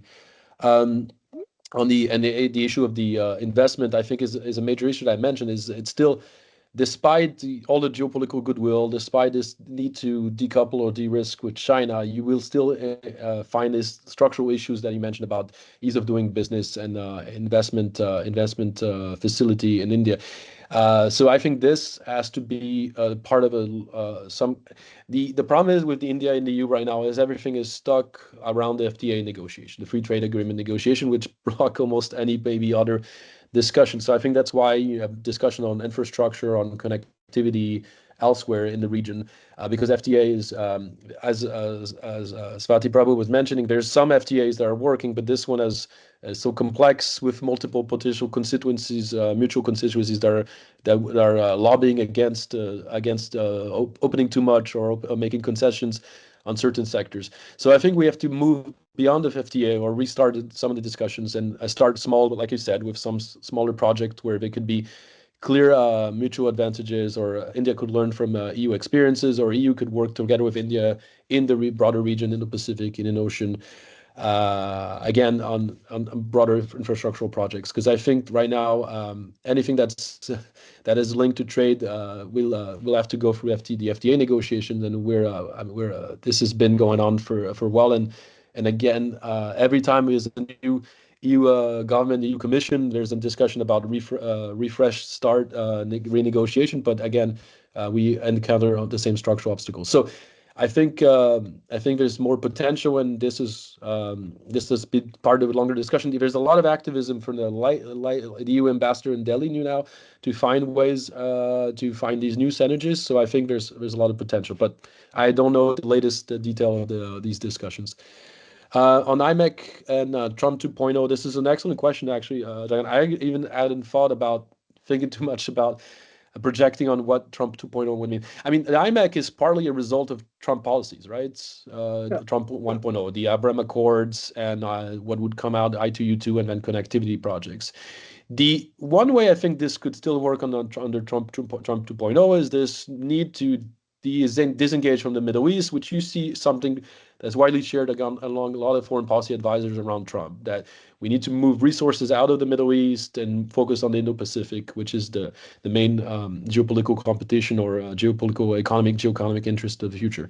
So IMEC is part of that, is getting a lot of stakeholders from the region to do more about connectivity and to work together, and getting also actors from external actors, Japan notably, and other actors to also, not China, but other actors to get more involved into the region, notably on the economic and also security level. Where I could see some problems is that under the Biden administration, especially if you look at the MOU that was signed at the G20, there was a lot of interest from the US to take a backseat, right? There was Jake Sullivan's famous Foreign Affairs article, which basically lost a lot of its relevance very quickly on the US and the Middle East, but basically arguing that the Middle East is now a very stable environment, and because of all these economic initiatives. So they were ready to take a back seat to let local actors, like India, notably, provide some of the services, some of the connectivity infrastructure, also potentially other actors like Japan. But it's maybe there would be more transactionalism and a desire for US also to play a stronger role in the building of this infrastructure and getting some market access, etc. So that could be an hindrance to the development beyond the current Middle East crisis, which obviously is impeding any logistical discussion, right? Sure. Thank you, Nico. I think you all will agree with me that this was an excellent first session, and thanks to Nico and Swati and Alika for that engaging presentation and comments. But we'll just take a 4 minutes break right now. I could see there are a couple of other questions. We'll come back to you, Professor Parulikar, in the second session, where Professor Shinoda will be presenting. You could pose your questions to both the speakers, including with Professor Blarel. And also there is a comment questions from Peter Van, so that could be also addressed in the second session. So we'll just take a 4 minutes break, less than 5 minutes break precisely, and we'll come back and start again. Okay, welcome back, everyone.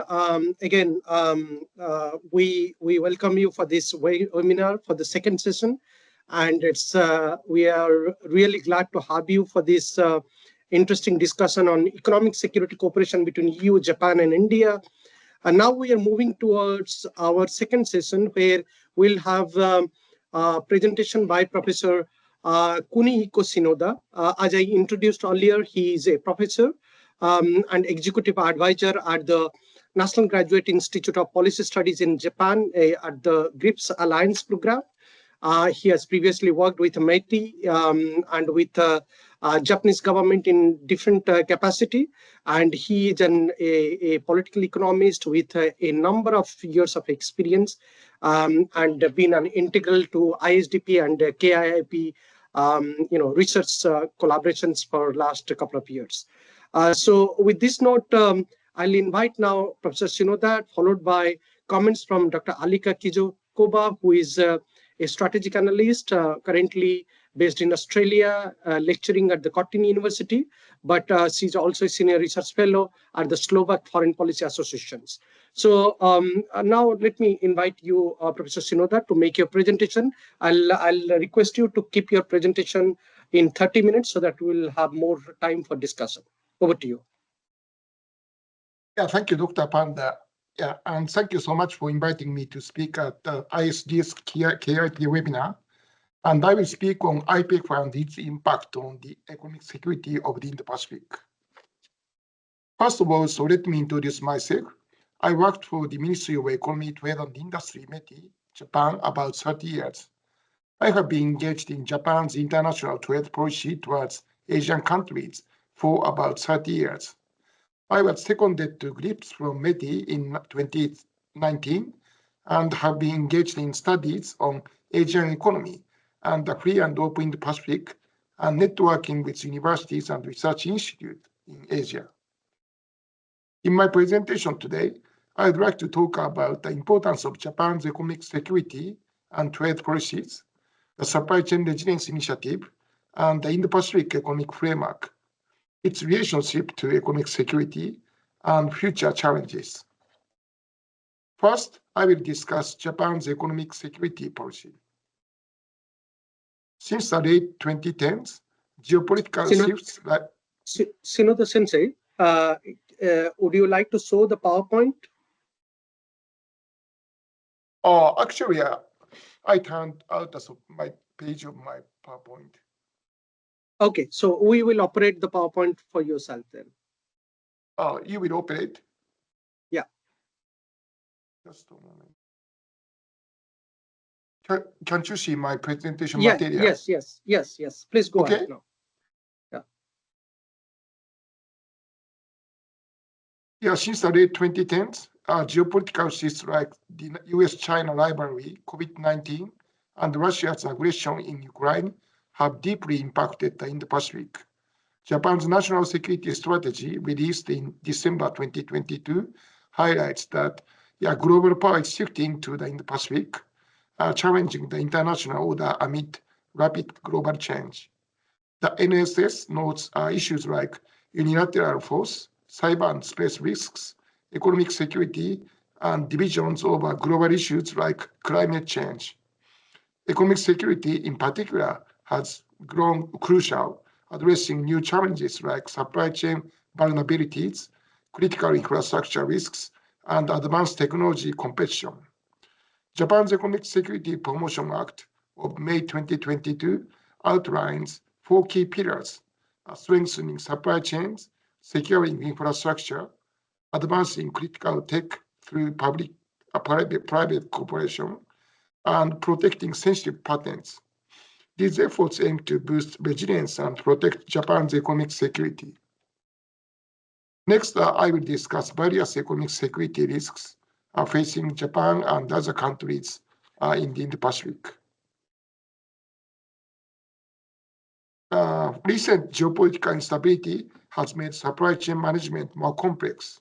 In addition to preparing for natural disasters, a business now must address economic security and shared values like the environment and human rights.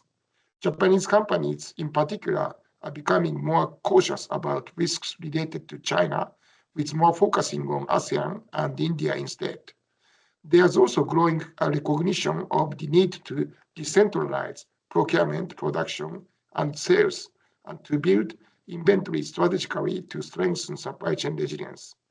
Japan faces an urgent task to create an economic system in the Indo-Pacific that resists economic coercion by diversifying supply chains. And with increasing interdependence, some technologies and products like semiconductors and critical minerals are becoming choke points.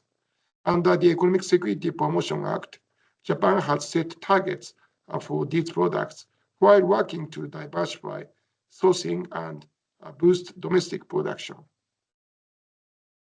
China has been using its large domestic market, financial power, and control over scarce resources as tools of economic coercion.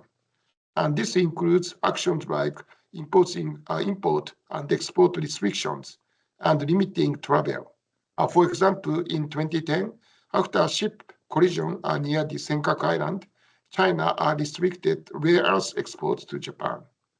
In 2012, after a territorial dispute with the Philippines, China imposed import bans on the bananas and discouraged travel to the country. More recently, China has expanded its economic coercion tactics, targeting countries like Australia and issues such as the origins of COVID-19 or the treatment of Chinese companies like Huawei. The tools of coercion are diverse, including trade restrictions, boycotts, sanctions, travel bans, and even arbitrary detention. Russia's invasion of Ukraine has caused a major rupture in the international order, particularly in Europe. It's also an attempt to use energy and food as tools of geopolitical coercion. The war has led to an unprecedented global energy crisis with rising prices, market volatility, and supply disruptions. This, combined with skyrocketing grain and fertilizer prices, has worsened food insecurity. Many countries in the global south are especially vulnerable to these shortages.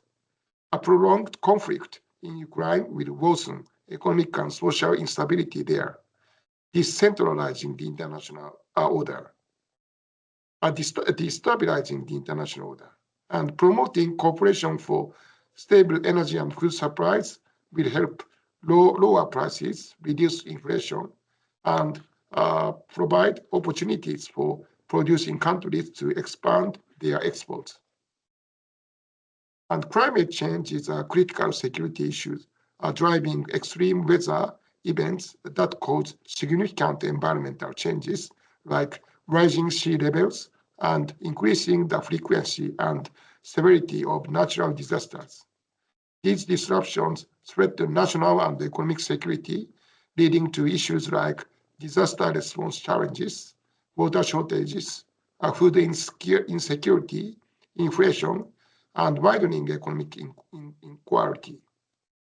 Countries, particularly Pacific Islands and other vulnerable nations, will need support to build resilient economies and societies. Additionally, the global energy transition, phasing out fossil fuels, securing critical minerals, and increasing renewable energy, along with green industrial policies, can lead to tensions between nations, as seen with the EU and others adopting carbon border measures and emissions trading. And China launched the Digital Silk Road in 2017 as part of its Belt and Road Initiative, aiming to promote cooperation in areas like electronic payments, AI, big data, and smart city development. However, as China pushes to set global digital standards, the US has raised concerns about the spread of China's surveillance system and what's called digital authoritarianism. Authoritarian regimes are using digital technologies to strengthen state control, such as through internet shutdowns and network restrictions, while also engaging in malicious cyber activities like attacks and misinformation campaigns. It's crucial to prevent digital authoritarianism and ensure free, fair, and secure cyberspace. And under the Belt and Road Initiative, China has organized co-financing and joint lending through state-owned commercial banks to fund large-scale infrastructure projects. Many loans to resource-rich countries are secured by future export revenues, often at high interest rates. These loans not only increase government debt, but also add hidden debt through state-owned enterprises and private institutions. China's loans to several global South countries come with clauses that limit transparency and fair debt restructuring, leading to debt traps where debtor countries lose control of key infrastructure. To avoid both economic and geopolitical indebtedness, infrastructure investment in these regions must focus on economic efficiency, life cycle costs, environmental sustainability, and resilience. Next, I will discuss the future direction of Japan's trade policy, taking into account economic security factors. This is a figure taken from the 2024 White Paper on International Economy and Trade, Japan. The three main pillars of Japan's future trade policy are, firstly, maintaining a rules-based international trade order. Second, establishing a resilient and reliable supply chain. And thirdly, strengthening a linkage with the Global South. I will explain these in more detail later. As for the rule-based international trade order, as the global economy faces fragmentation, rebuilding a rules-based international trade order is crucial. Japan will promote economic partnership agreement, EPAs, and investment agreement with countries in the Global South to strengthen supply chains and counter protectionism. Japan will also push for reforms in the World Trade Organization, WTO, and use both WTO and the EPAs to address unfair trade practices. While considering non-trade concerns like economic security, the environment, and human rights, Japan will ensure that trade remains fair. By contributing to new trade rules for the digital economy, environment, and labor through frameworks like IPEF and CPTPP, Japan aims to protect and strengthen the international trade order. Economic coercion must also be stopped, as it threatens this system and dispute settlement mechanisms. Japan is committed to building a resilient and reliable supply chain with a focus on economic security. And this involves diversifying procurement of critical commodities and strengthening cooperation with like-minded countries to avoid protectionism and maintain fair markets, as outlined in the G7 leaders' statement on economic resilience. Japan values transparency, diversity, security, sustainability, and trust in its supply chains, partnering with credible countries, both within and outside the G7. By utilizing frameworks like IPEF, a supply chain resilience initiative, the Quad, and economic partnership agreements such as the CPTPP and EU-Japan EPA, Japan aims to create robust, secure supply chains with economic security at the core. Strong ties with the Global South are crucial. From 2023 to 2037, ASEAN and India are expected to grow at average annual rates of 7% and nearly 9%, respectively. The Middle East, Africa, and Latin America, along with the entire Global South, will see continued population growth, making these regions key global production centers and consumer markets. And these countries are also major suppliers of critical resources like food, energy, minerals, and water. However, they face significant challenges, including climate change, energy security, food security, and public health risks. Collaborating with the Global South to address these issues will strengthen global stability and the international order. Next, I will focus on the supply chain resilience initiative promoted between Japan, India, and Australia. And I will also explain the initiatives to enhance the resilience of supply chains between Japan and ASEAN, Japan and the EU, and India and the EU. And Japanese companies are keenly aware of the geopolitical and economic security risks in China. And while the number of the companies that consider China an important investment destination has decreased compared to earlier, the number of the companies that consider ASEAN and India as important investment destinations has increased. In addition, there is a growing awareness of the importance of strategic inventory building decentralization of procurement, production, and sales bases, and strengthen procurement, production, and sales in Japan as issues for strengthening supply chains.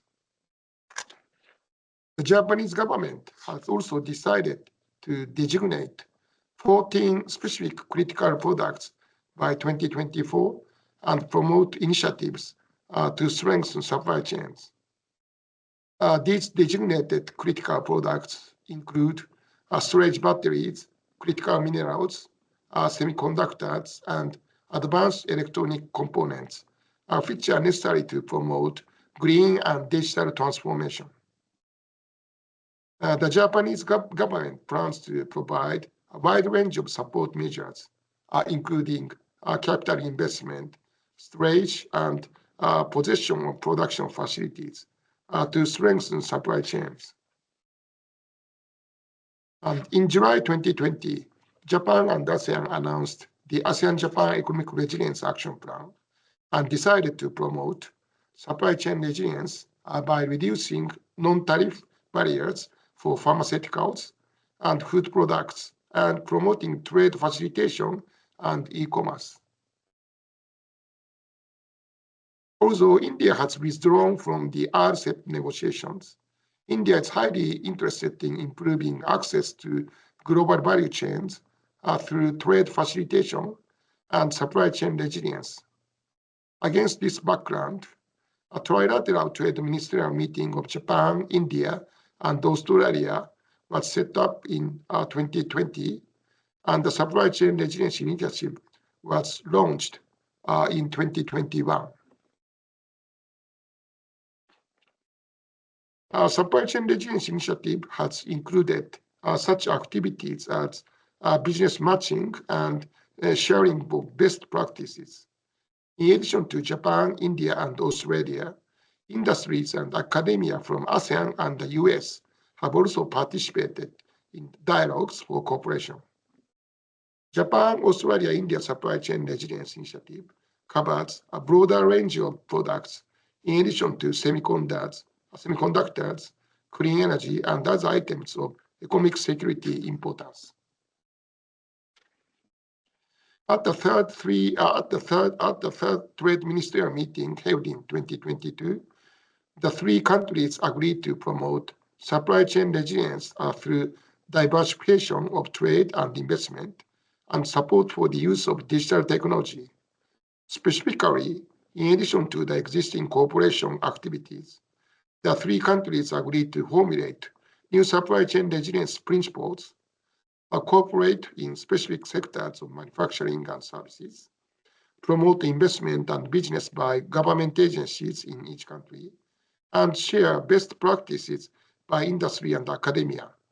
However, with the launch of the Indo-Pacific Economic Framework in 2022 under US leadership, the Supply Chain Resilience Initiative has been incorporated into the IPEF, Indo-Pacific Economic Framework. Supply chain resilience is also a key agenda item at the Quad Summit, which consists of Japan, the United States, Australia, and India. In 2021, when the pandemic was at its peak, the establishment of a stable supply chain for vaccine was a key initiative. In 2022, the Quad Summit focused on the semiconductor supply chain and agreed on the principles for critical technology supply chains. Also in 2023, the leaders agreed on the principles on clean energy supply chains and research and development cooperation initiatives. Concrete cooperation between Japan and the EU to strengthen supply chains has also begun. This year, a Japan-EU initiative on transparent, resilient, and sustainable supply chains was launched. Japan and the EU will work together with like-minded countries to build and strengthen resilient and reliable global supply chains, particularly in relation to climate change, energy security, cybersecurity, and stable supply. In addition, concrete cooperation between the EU and India is also about to begin on supply chain resilience. The EU-India Trade and Technology Council was launched in May 2023 between the EU and India. A working group dealing with trade, investment, and value chain resilience was established under this council, which will first agree on broad principles for value chain resilience, and as a second step, focus on supply chains in specific areas of mutual interest. So next, I would like to touch upon the evolution of IPEF, Indo-Pacific Economic Framework. And Indo-Pacific Economic Framework, IPEF, was launched in May 2022. IPEF is a framework to make regional economic order for the United States to constructively engage in the Pacific region, again after leaving the TPP. IPEF consists of 4 areas of cooperation: trade, supply chain, clean economy, and fair economy. Only negotiations in the trade area have yet to be substantially concluded. Although IPEF does not include the market access improvements that developing countries expect, it should aim to establish a framework of rules and cooperation to address 21st century issues such as supply chain resilience, digital economy, and decarbonization and clean energy in conjunction with the existing RCEP and CPTPP. The IPEF, or Indo-Pacific Economic Framework, is designed to counterbalance China's economic and strategic influence while enhancing US engagement in the Indo-Pacific through cooperation with like-minded countries. Following the US exit from the TPP, IPEF has united 14 countries, accounting for 40% of global GDP, surpassing both RCEP and CPTPP. And IPEF seeks to create a free, fair, and inclusive economic order through cooperation. And at the November 2023 IPEF ministerial meeting, members adopted the supply chain agreement and agreed to conclude work on the clean and fair economy pillars. However, the trade pillar covering digital, labor, and environmental standards remains on hold, potentially resuming post-US elections. Despite progress, challenges remain in establishing comprehensive trade rules in this evolving framework. So now I'd like to move on to the importance of IPEF for Japan's trade policy. And from Japan's economic security perspective, the IPEF is a crucial initiative. First, it engages major Indo-Pacific countries in rulemaking, dialogue, and cooperation on emerging policy challenges. As Japan advocates for free and open Indo-Pacific, FOIP, it aims to enhance stability and foster international collaboration across the region. And IPEF is especially significant as a framework that includes the United States, which is absent from the CPTPP, alongside key global nations like some ASEAN countries, India, and Fiji. This alignment reinforces Japan's commitment to partnering with the Global South to bring greater stability to the international order. Secondly, the IPEF plays a key role in rebuilding a rules-based international trade order.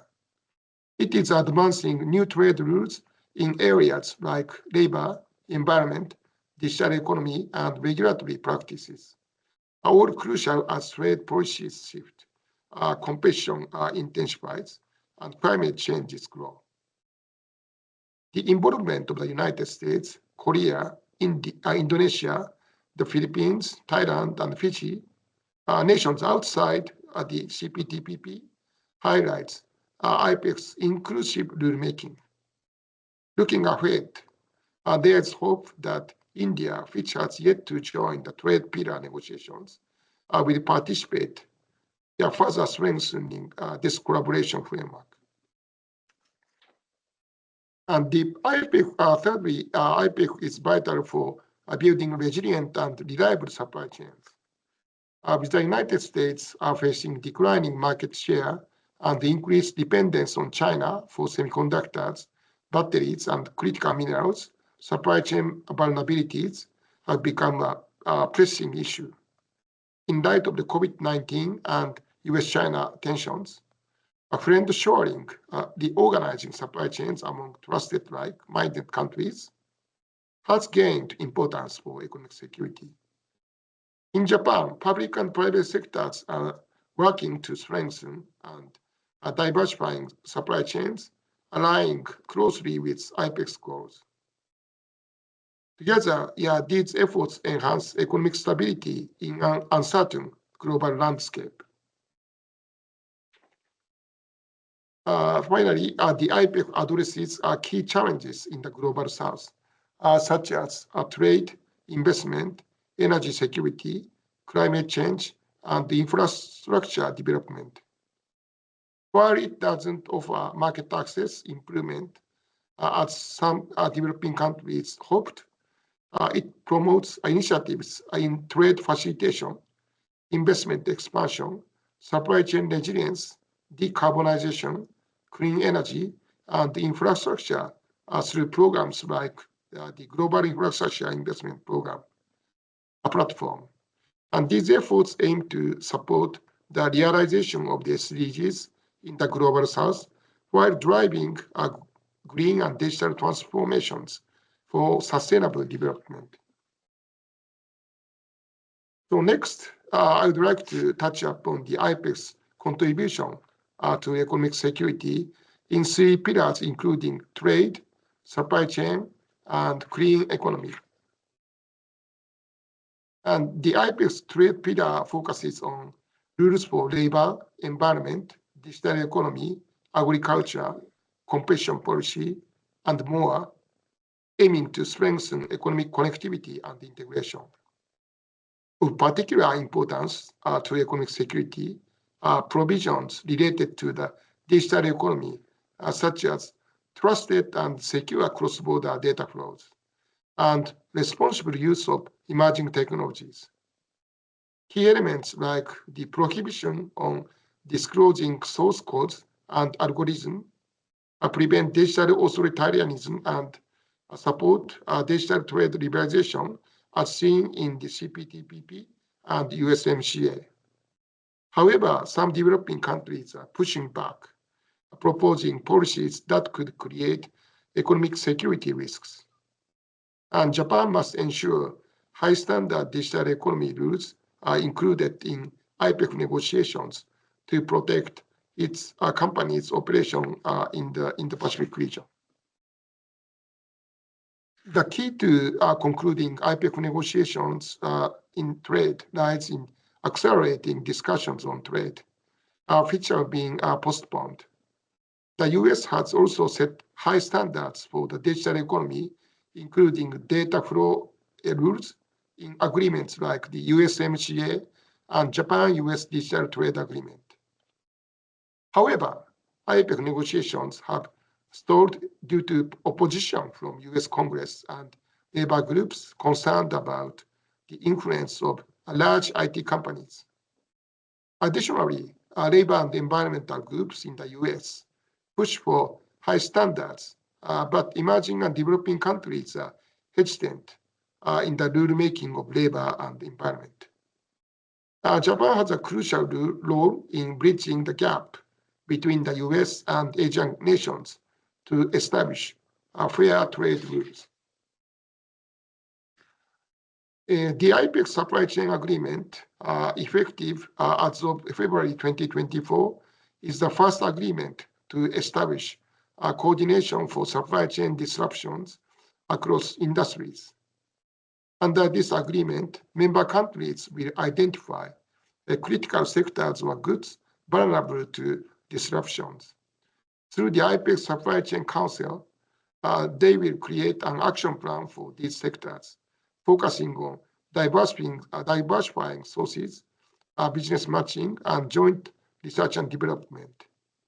The IPEC Supply Chain Crisis Response Network will also enable affected countries to collaborate, sharing expertise, facilitating joint procurements, and finding alternative transport routes. Members will provide an initial list of crucial sectors, critical sectors, likely including semiconductors, batteries, critical minerals, and pharmaceuticals within 120 days. The Biden administration has prioritized the IPEX supply chain agreement to reduce reliance on China for semiconductors, batteries, and critical minerals, addressing key economic vulnerabilities. This agreement aims to establish stable China-free supply networks across member nations, ensuring resilience against disruptions from disease outbreaks or natural disasters that could impact critical industries like automotive production. For Japan, this framework strengthens Indo-Pacific supply chains in both normal and crisis times, enhancing industry competitiveness. In today's tense geopolitical climate, this agreement also promotes cooperation between developed and developing Indo-Pacific countries, helping to build supply chains less dependent on single sources and reducing the risk of economic coercion.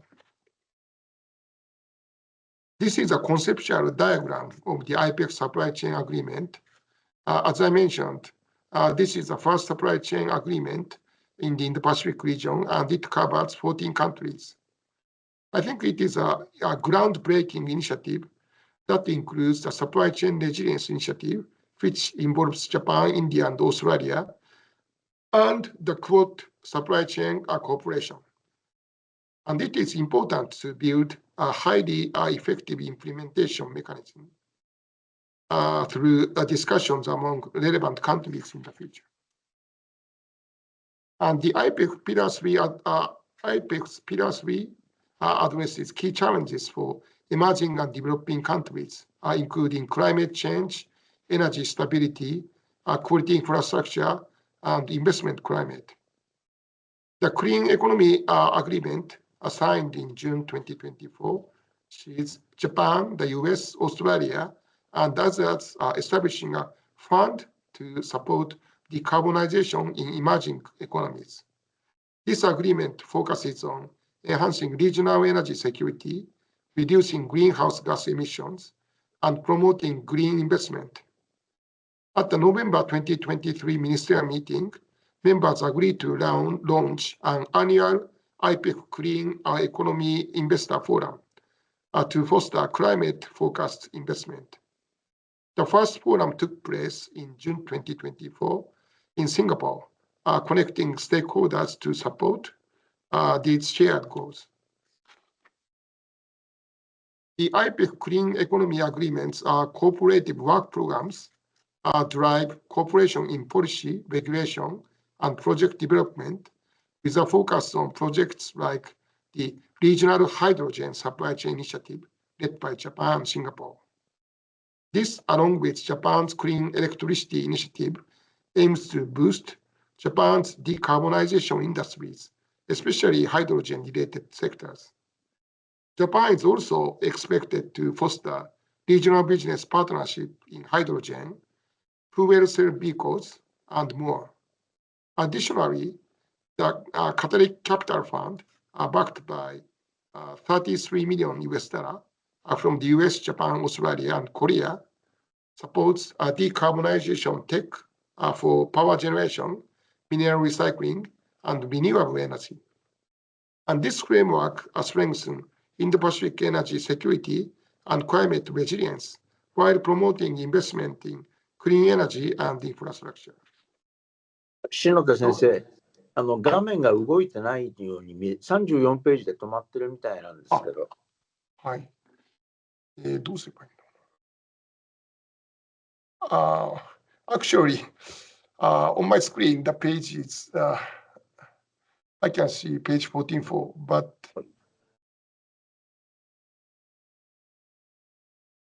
今44ページになってないですか？今44になってます。あ、なりました。はい。Yeah, Finally, Shinoda Sensei, I will also request you to conclude maybe in 3 to 4 minutes. Yeah, I'll finish it within 5 minutes. Yeah. Okay, sure, definitely. So finally, I'd like to talk about the future challenges facing IPEF. So to bring the clean economy agreement and fair economy agreement into effect quickly, domestic procedures must be advanced, and trade pillar negotiations should be accelerated. Fortunately, the agreements on clean economy and fair economy entered into force in this October. The US must show commitment to finalizing trade talks and address concerns from developing countries about the lack of tariff liberalization in the IPEF. Japan, with its strong ties to Southeast Asia and India, should encourage closer cooperation between the US and Asian nations, especially in areas like digital cooperation, labor and environmental rule building, and trade expansion. Additionally, Japan should support the implementation of existing agreements like the supply chain and clean economy agreements, and continue using mechanisms like the IPEC Council and Supply Chain Crisis Response Network to ensure effective collaboration and progress. The IPEC agreement, as a living agreement, should evolve to address new global challenges, while it tackles supply chain resilience, energy security, and climate change. It currently overlooks issues like economic coercion, digital authoritarianism, and indebtedness. Economic coercion can be addressed through the IPEC supply chain agreements crisis response mechanism, but further support is needed for like-minded countries facing other forms of coercion. Additionally, file agreements like the CPTPP and USMCA promote data flow. More is needed to counter digital authoritarianism. Member countries should develop secure digital infrastructure and strengthen AI-related rules. To tackle the global South debt issues, the G20's infrastructure principles should guide IPEC's development cooperation.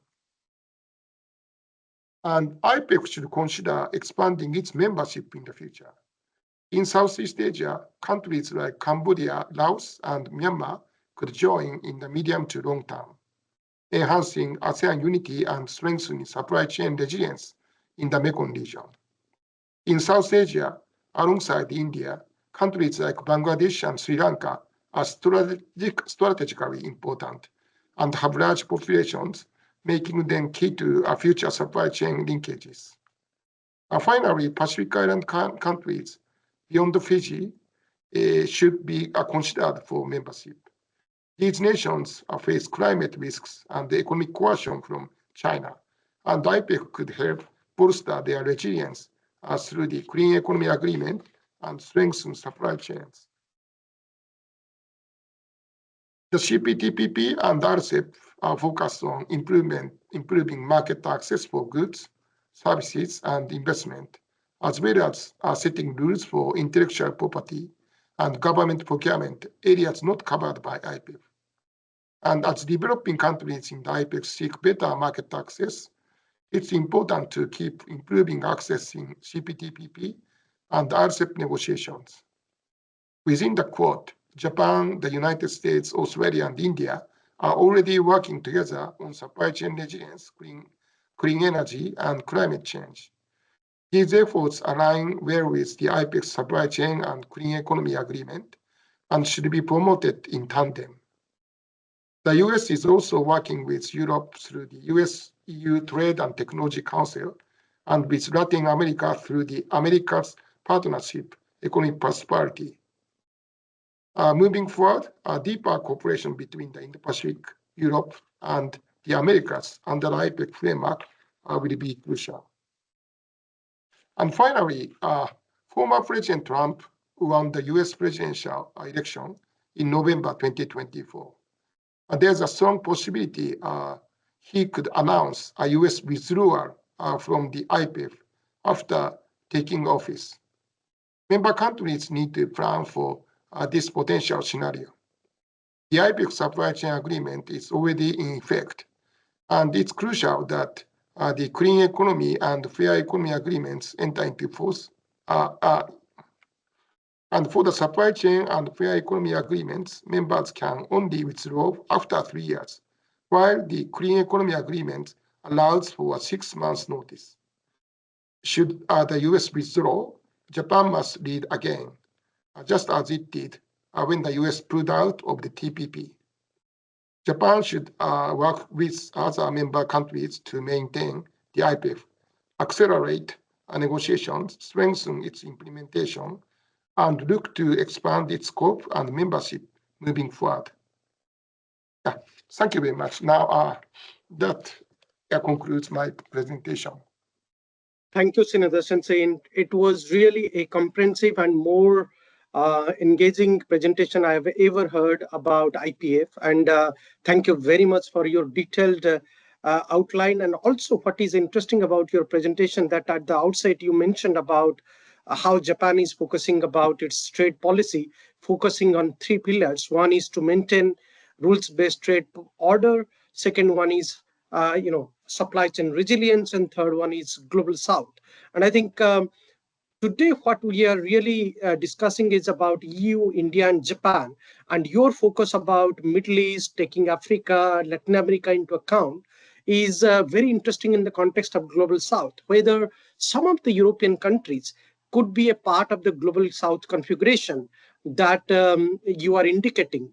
And particularly in the context when we are talking about initiatives like IMEC and supply chain resilience, who are these countries in the European continent could be a part of the global south configuration, and who are the countries from the Middle East could be a part of the global south configuration. So I would invite your comments on some of these issues, but let's quickly go back to our second commentator, Dr. Alika, as she was there in the earlier in the session, so she does not need any introduction. She's based in Australia right now and focusing a lot on strategic issues. She's a senior fellow with the Slovak Foreign Policy Association. Over to you, Alika, for 15 minutes or so. Thank you so much, Shinoda Sensei, Hajimemashite. I really appreciate this very detailed and informed presentation. Like you said, Jagannath, it was quite it was bulletproof, let's just say that. So instead of repeating some of the highlights, I'm going to target a few points that stand out for me. First of all, I'll start from the end, because I always recognize when I speak to colleagues from Japan how much Japan is one of the pioneers for so many initiatives in this region. And you don't get the recognition because I think it's probably cultural not to pat yourself on the shoulder. But obviously, we probably wouldn't be here with this initiative if it weren't for the Japanese government and institutions. So I agree with you as your final point that you definitely have to be proudly the leader. And we all are starting to take some contingencies after these elections. Because for me personally, it is quite concerning. As somebody who has both dual European and Australian backgrounds and citizenships, I keep quite close eye on one specific issue, which is the digital governance. And seeing how Elon Musk obviously has had major issues in Europe. Obviously, think tank in Austria actually heavily complained about him, and this was a case submitted in August last year, or this year, pardon, about breaches in 9 countries where he uses personal data for his AI-driven research and platforms, and in violation of EU data protocols. So I think that's one thing. And also in Australia, we had the same issue with privacy data. And I think this is something that I want to tap into, because we are going into that era when he's meant to do efficient governance, whatever that means. And is he going to then work with personal data as he wishes? Jagana mentioned we have the EU aspect here, and in this specific, this is the specific topic where they diverge. Why the EU is not so easy to converge into this initiative, because there is a different approach. We have more narrow, more control approach to data, personal data sharing and localization of data, which is so different even from RCEP, where it's a broader definition and more self-judgmental definition. So I think that's the one aspect that might make it difficult for EU to completely incorporate themselves into this initiative. And I find that very important to note. Another part for me from your slide, I think it was slide number 11, you talk about the digital authoritarianism and you highlighted the case of China and the Silk Road. I mean, personally, I agree with you with the global surveillance, but my issue with this context, Chinese-based context, is often that we overlook the other countries that are also culprits. We've got a lot of issues with Russia, Iran, and other players that are using surveillance, and we never mention them.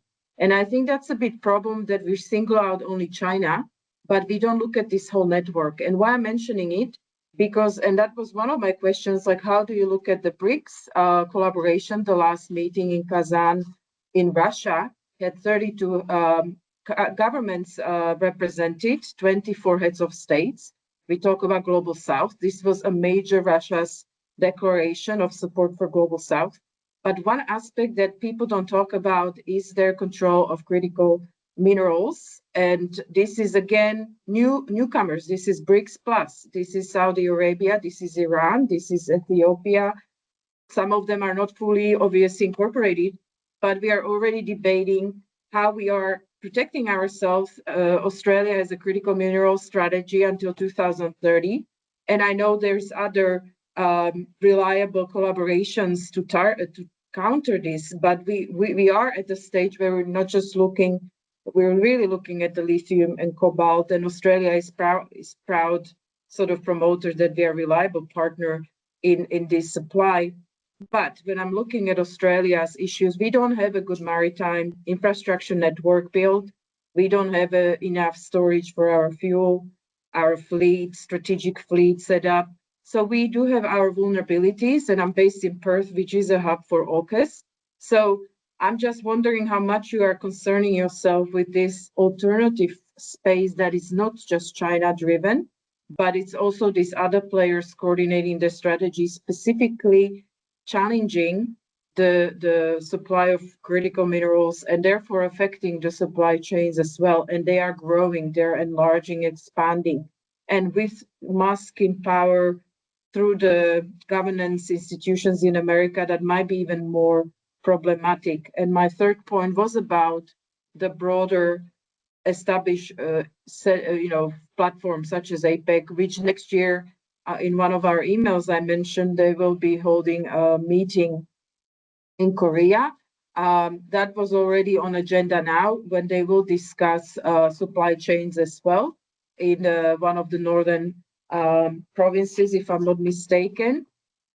And so how do you look at this? Are they considered as also like-minded countries? Because they are not listed in your remarks, but obviously both Australia and Japan and US are all working with South Koreans as well on this agenda. And obviously, personally, I think Taiwan is quite interested as well in cozying up. So I guess my 3 points would be about this digital governance, the data breach, and how EU is a bit more restrictive, and how can we work with that.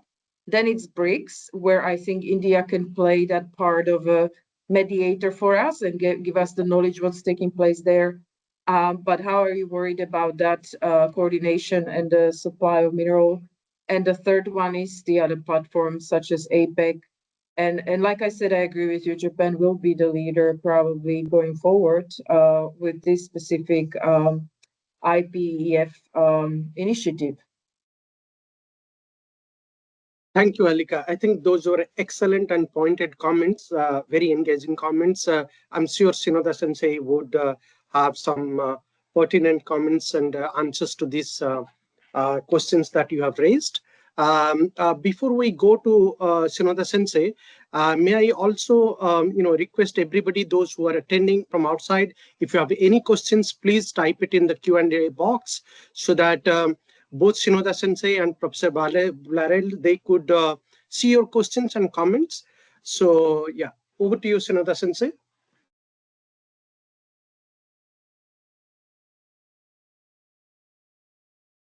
You are muted. You are muted.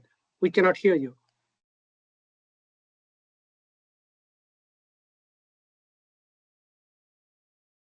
Dr. Kizekova, thank you very much for giving me a very insightful questions about 3 points.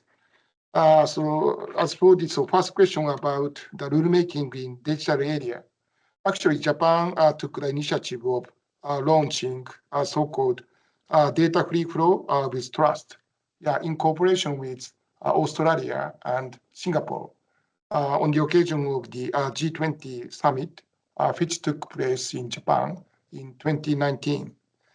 And also Japan tried to, promote the sort of free flow of data, which is protected in terms of privacy, security, data security, and intellectual property. And actually, Japan has also promoted cooperation with European unions in the area of the digital rulemaking. Japan has concluded EU-Japan Economic Partnership Agreement in 2018 or 2019. And unfortunately, we couldn't have a consensus on the rulemaking in digital area. But after that, both countries and regions continued the discussion. And now, they are discussing how to securely transmit the data with digital security or privacy between EU and Japan. And I think this kind of initiative has been discussed under the framework of APEC or other international fora. So I hope we can have convergence of the rulemaking in digital area in the future. And secondly, so you made a question about how Japan deals with the cooperation of these BRICS countries. And as I mentioned, it is very important for Japan to strengthen linkage with global South countries. And you talked about the area of the critical minerals. Actually, there are some important countries like Chile or Indonesia, Philippines or Congo DRC, which produce cobalt, mangan, or nickel, which are necessary for the production of storage battery or electronic vehicles. In order to strengthen the cooperation with these countries, I think Japanese government-affiliated cooperation provide a kind of financial support for the development of the mineral resources or refining some mineral resources and strengthen the supply chain of these mineral resources. And in my impression, it is often the case like some Asian countries like Thailand and Indonesia try to build a bridge between these countries and both Western world and China and Russia in order to maintain economic benefit from both of these areas. But as I mentioned, it is very important to provide some cooperation to address some social or economic issues these countries are facing with. So such issues like climate change and energy supply chain or urbanization and aging society with declining birth rate. in order to provide this cooperation to global South countries, Japan can take in the growth of rapid growth of global South countries in the future. And actually, it looks like China and Russia try to take the lead in increasing the membership of the BRICS. But India, looks like a little bit neutral between BRICS and Western world. So I hope India can take the lead in leading these global South countries, like India convened a Voice of Global South Summit at the beginning of last year. And finally, talking about Korea, Japan and South Korea have similar social and cultural backgrounds and are inseparable neighbors. And Japan and South Korea have historical and social issues, and relations between the two countries have been difficult for a long time. But since the current Yoon administration came to power, relations between the two countries have improved. And South Korea has announced a new Indo-Pacific strategy, and there has also been an increase in the frequency of dialogue between the leaders and ministers of Japan and South Korea, as well as between Japan, South Korea, and the United States. And within the IPEF, which I discussed today, South Korea has assumed the chairmanship of the Supply Chain Agreement Council, and Japan has assumed the vice chairmanship. And the two countries are working to promote cooperation in strengthening supply chains. So in preparation for the APEC summit to be hosted by Korea next year, we should continue to advance negotiations in the trade area where agreement has not been reached within the IPEF. And in addition, I believe it is possible for Japan and Korea to advance cooperation in various other areas such as FTAs, green transformation, digital transformation, and people-to-people exchanges. Thank you.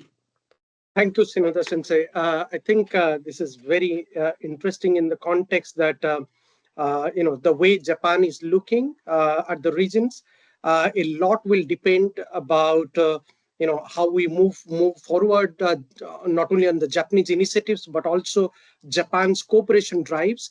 As I think earlier Alika and other panelists pointed out, the way Japan has been as an actor to push forward some of the Indo-Pacific narratives, that is critical for the region. So when we are moving forward with regard to supply chain resilience to global South proposition. We'll come back to you, Shineda Sensei. I could see a number of hands already coming up. We will come back to those, but maybe first I'll invite Swati, you as a second commentator to comment first, and then we'll come to Dr. Parelekar and also Marianne. Thank you, Dr. Panda. Thank you, Dr. Panda. Dr. Shinoda, it was a very comprehensive presentation that you gave. We did have access to the slides, so we had the liberty to, make a brief, to prepare our comments beforehand, in fact. So in this sense, I have three important points that came to my mind while going through your presentation. You do mention that Chinese loans under the BRI has resulted in massive debt, which are unsustainable, not just in terms of economics, but also environmentally speaking. But we see that quite recently, China has been trying to adapt this sustainable approach or a positive approach towards sustainable development. We see that China asserted in the UN General Assembly in 2021 and also quite recently that it will stop building coal plants or be dependent more on fossil fuels, and it will step up the ante as far as renewable energy investments are concerned. So basically, they're wanting to paint now BRI in a green, in a green hue or a green picture.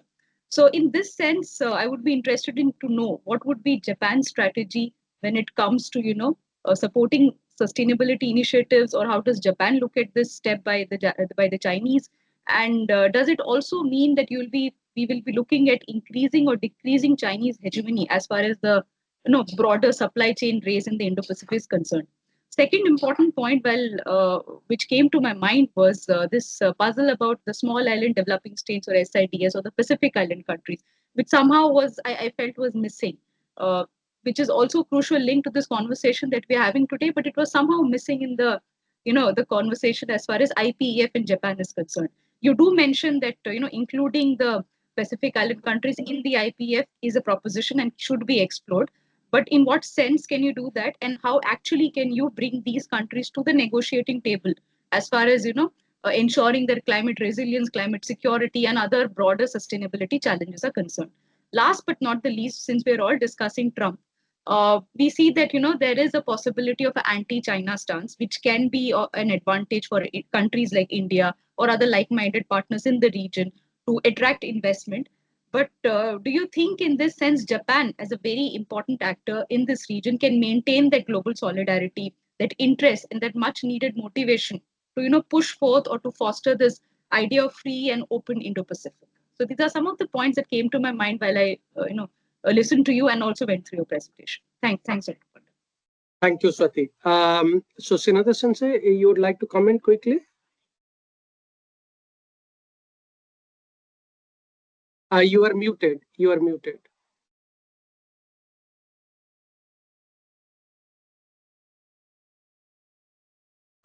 Yeah, thank you, Swati. So I'd like to respond to your three questions. First of all, so talking about Japan's initiative on the carbon neutral or zero emission initiative. Japan is promoting a realistic and diverse energy transition based on the realities of the Asian countries, particularly those in ASEAN, through cooperative initiative, namely Asia Zero or Emission Community. And it is also working with China to achieve carbon neutrality through the Japan-China Energy Conservation and Environment Forum, and is looking to expand this to the third country market in the future. And Japan is working with like-minded countries in the Indo-Pacific to strengthen supply chains for critical products such as advanced semiconductors, which could be used for military purpose, and critical minerals and storage batteries, which are overly dependent on supplies from China, through frameworks such as the Indo-Pacific Economic Forum, Indo-Pacific Economic Framework, and ASEAN-Japan Cooperation Initiative, and Quad. On the other hand, for generic products and materials that do not have economic security-based sensitivities, Japan is trying to promote the liberalization of trade and investment through the WTO, CPTPP, RCEP, and other FTAs. And also, I'd like to move on to your second question about how to cooperate with the Pacific Island countries.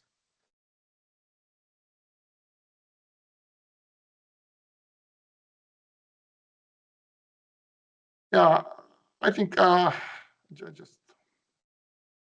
the support provided by India, the EU, and Japan to the Pacific Island countries is very important initiative. And the Pacific Island countries are at the geopolitical crossroad. So crossroad of the route between United States and South China Sea, and Australia and Japan. And recently, China has been increasing its influence through large-scale economic aid and high-level diplomacy. And the key policy issues in the Pacific Island countries are the construction of reliable digital infrastructure, such as submarine cable, and measures to deal with natural disasters caused by climate change, and the stable supply of energy, including electricity. And so we should use frameworks such as the PIF or PALM. This is a kind of leaders meeting between Japan and Pacific Islands at the level of heads of states and government, and promote cooperation that mobilizes not only ODA, but also private sector resources. And finally, so I'd like to talk about how Japan can maintain its initiative on the free and Indo-Pacific, even after the establishment of the second Trump administration or confrontation with China. And when the second Trump administration so take office, the United States will return to its America First policy and may impose additional tariffs on imports from China and other countries. However, as in the first Trump administrations, we expect that United States to work with Japan to promote a free and open in the Pacific. And to maintain a free and open and fair trade order, Japan must first work with middle powers, such as Europe, Australia, South Korea, and Canada, to maintain and strengthen the free trade system through the WTO and mega FTAs. And in addition, I believe it is important to promote a tailor-made regional cooperation that takes into account the needs of each country and region of the global south, and to work to solve the social and economic problems of these countries in the global south, such as ASEAN, Southeast Asia, the Middle East, Africa, and Central Asia. And finally, so I'd like to talk about how we should confront with or deal with China. And also Japan and China are economically independent. In terms of security, not only Japan, but also ASEAN countries are confronting China over the East China Sea, the Taiwan Strait, the South China Sea, and so on. And Japan is managing Japan-China relations to prevent conflict in these border regions, while at the same time strengthening economic relations with China. And there are about 30,000 Japanese companies operating in China. And in addition, Japan is promoting bilateral cooperation in areas such as energy conservation and the environment, as well as nursing and healthcare as initiatives that will help solve China's social problems. However, in the area of the economic security, Japan is currently working to strengthen its supply chains with countries other than China in areas such as semiconductors, critical minerals, and storage batteries. And the countries of ASEAN are strengthening their trade and investment ties with China and Russia in the same way that the Western developed countries of the United States, Japan, and Australia are doing. And this is because if ASEAN strengthens their relations with the Western developing countries, as well as with China and Russia, they will be able to secure economic benefits, even if decoupling occurs. So therefore, it is not a good idea to force ASEAN countries to choose between the East and West. Rather, promoting a multifaceted regional cooperation within ASEAN as a center will lead to stability and prosperity in the region. And against this background, Japan is promoting cooperation that will lead to the realization of the ASEAN outlook on the Indo-Pacific, a so-called AYP, which ASEAN announced in 2019. Thank you.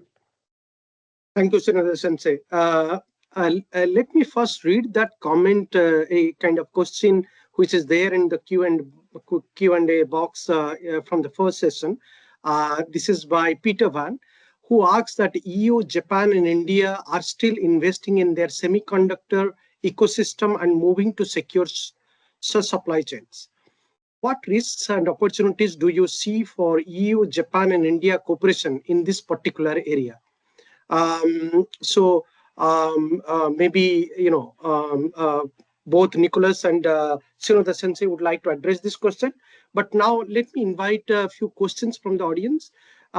Maybe first you, Professor Parulekar. Yeah, am I audible? Yeah. Thank you. Go ahead. Thank you, Dr. Panda. At the outset, let me compliment both the speakers, Dr. Blarel and, of course, Shinoda Sensei, for very substantive, robust interventions. I have 2 points to make, and basically the kind of questions follow from that. The first is when we look at India in Indo-Pacific. While the Indians perceive certain equities in the Indo-Pacific, India sees itself as a prima donna actor in the Indian Ocean. And therefore, any interview with India obviously has to be judged in terms of what it does in the Ocean. That is, your internet is unstable. We cannot hear you clearly. So please turn off my video. Yes, please turn off your video. Are you able to hear me now? Yes. Are you able to hear me now? Yeah. Yeah. So what I was saying was, when you look at the Indian Ocean region, the United States has not been able to adequately understand the Indian Ocean region from a strategic perspective. And this is why the European Union and Japan are both topics of have much longer association with the region. Show much greater, That is, sorry, we cannot hear you. Your voice is breaking. Your voice is breaking. We cannot hear you. In order to save time, please type your question in the Q&A box. Please type your question in the Q&A box. That will be easier. We cannot hear you clearly. Sorry. So now let me invite Marianne. Maybe you would like to introduce yourself a little bit and then ask the questions or comments. You are muted. You are muted.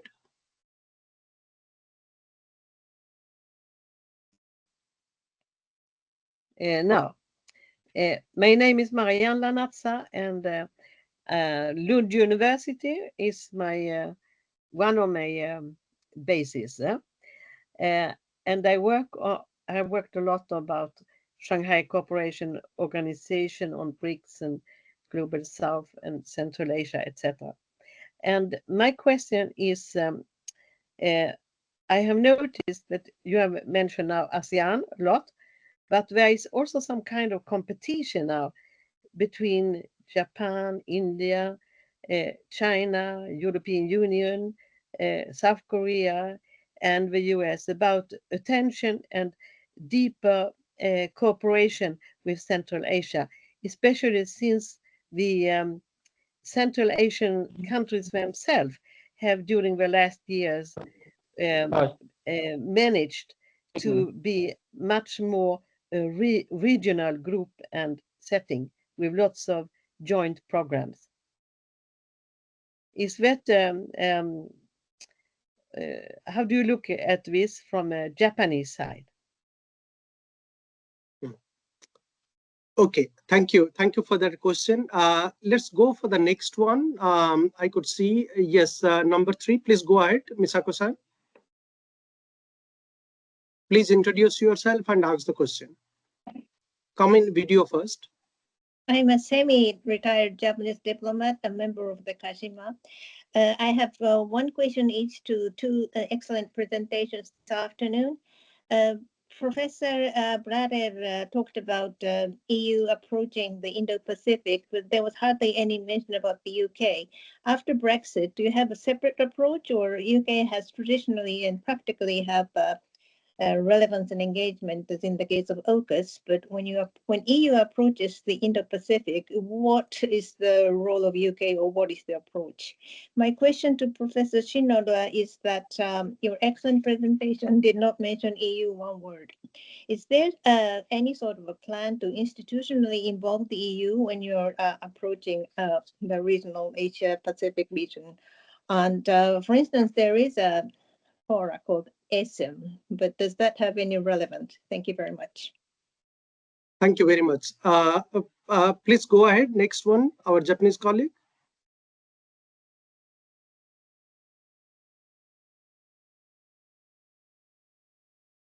Sikata-san, are you there? Is that yours?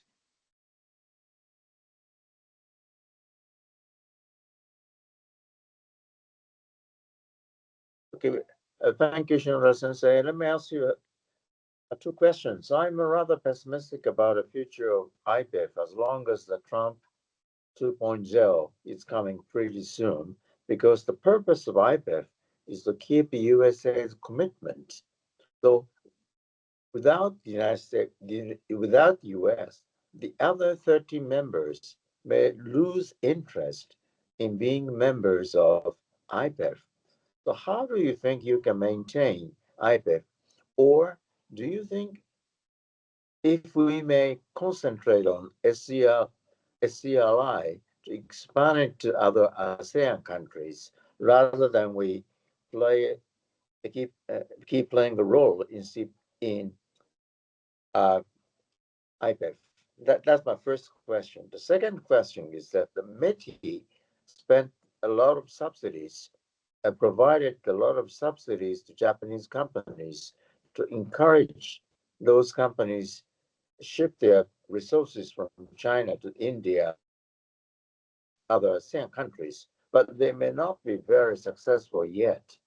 How do you see the movement of India and other Asian countries? That is my questions. Thank you. Thank you, Sikata-san. Professor Parulekar, would you like to make one more attempt, very briefly maybe?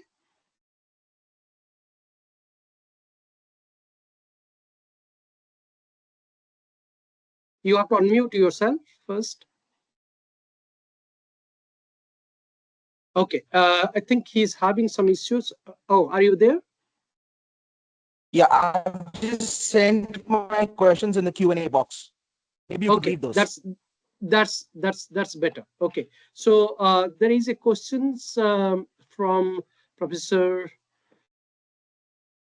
in the Q&A box. Professor Parulekar's questions would be there, so maybe you could have a look at it and answer. So first, let me invite Shinoda Sensei you to answer those comments and questions. Over to you, Shinoda Sensei. Thank you very much. I received 4 or 5 questions, so I'd like to respond to each question, very briefly. Yes. First of all, so with regard to the trilateral cooperation between EU, Japan, India on the development of semiconductor industry in India. I think recently more and more Japanese semiconductor companies thinking about investing in India, especially in the area of the legacy semiconductor. Because of the rapid economic growth and increase of the population in India, India will be a very good potential market for the selling cars for the Japanese industry. And legacy industries are necessary for producing cars in the future. That's why I think, and also under the framework of the IPEF or Quad, they are talking about the supply chain cooperation in the area of the critical products such as semiconductors.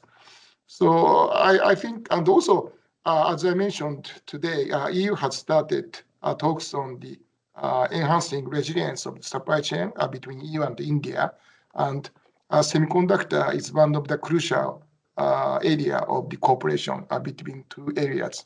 So I think so we can develop a kind of trilateral cooperation on the strengthening resilience of the supply chains in semiconductor areas in the future. And second question is about how Japan deals with the cooperation towards Central Asia. And actually, last year Japan, held the G7 Hiroshima summit, and G7 countries have a kind of consensus to strengthen the cooperation towards Central Asian countries. Actually, Central Asia is located at the crossroad of the Chinese Belt and Road Initiative and Russia's, economic, Russia's, economic integration, initiative. But I think so. Central Asia is a very important supplier of minerals and resources, in the future. And also, Japanese companies are ready to provide some financial or technical cooperation for the development of important infrastructure or development of energy resources. That's why Japan started the first a leaders meeting with Central Asia this year. And the third question is about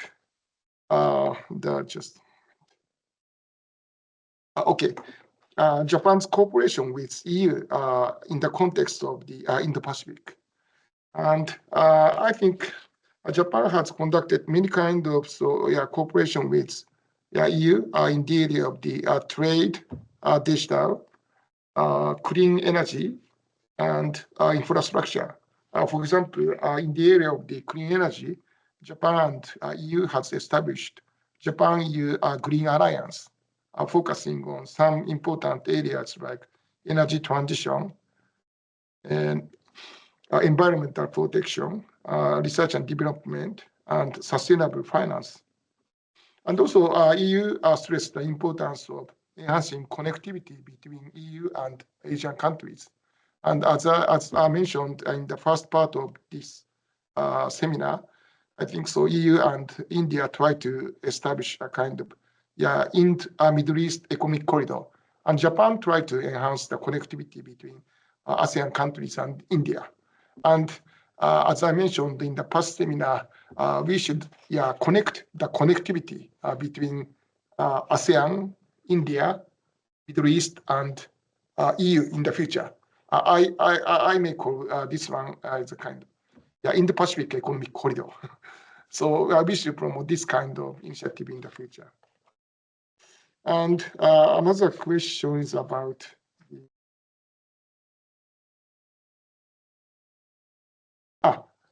Shikata-san's question about how Japan should lead the negotiations of the IPEF without the presence of the United States. I think the situation is the same as that in the case of the withdrawal of the US from TPP, which took place in 2016. At that time, most of the participating countries of TPP were very disappointed with the US withdrawal from the TPP. But after that, Japan took the lead in concluding the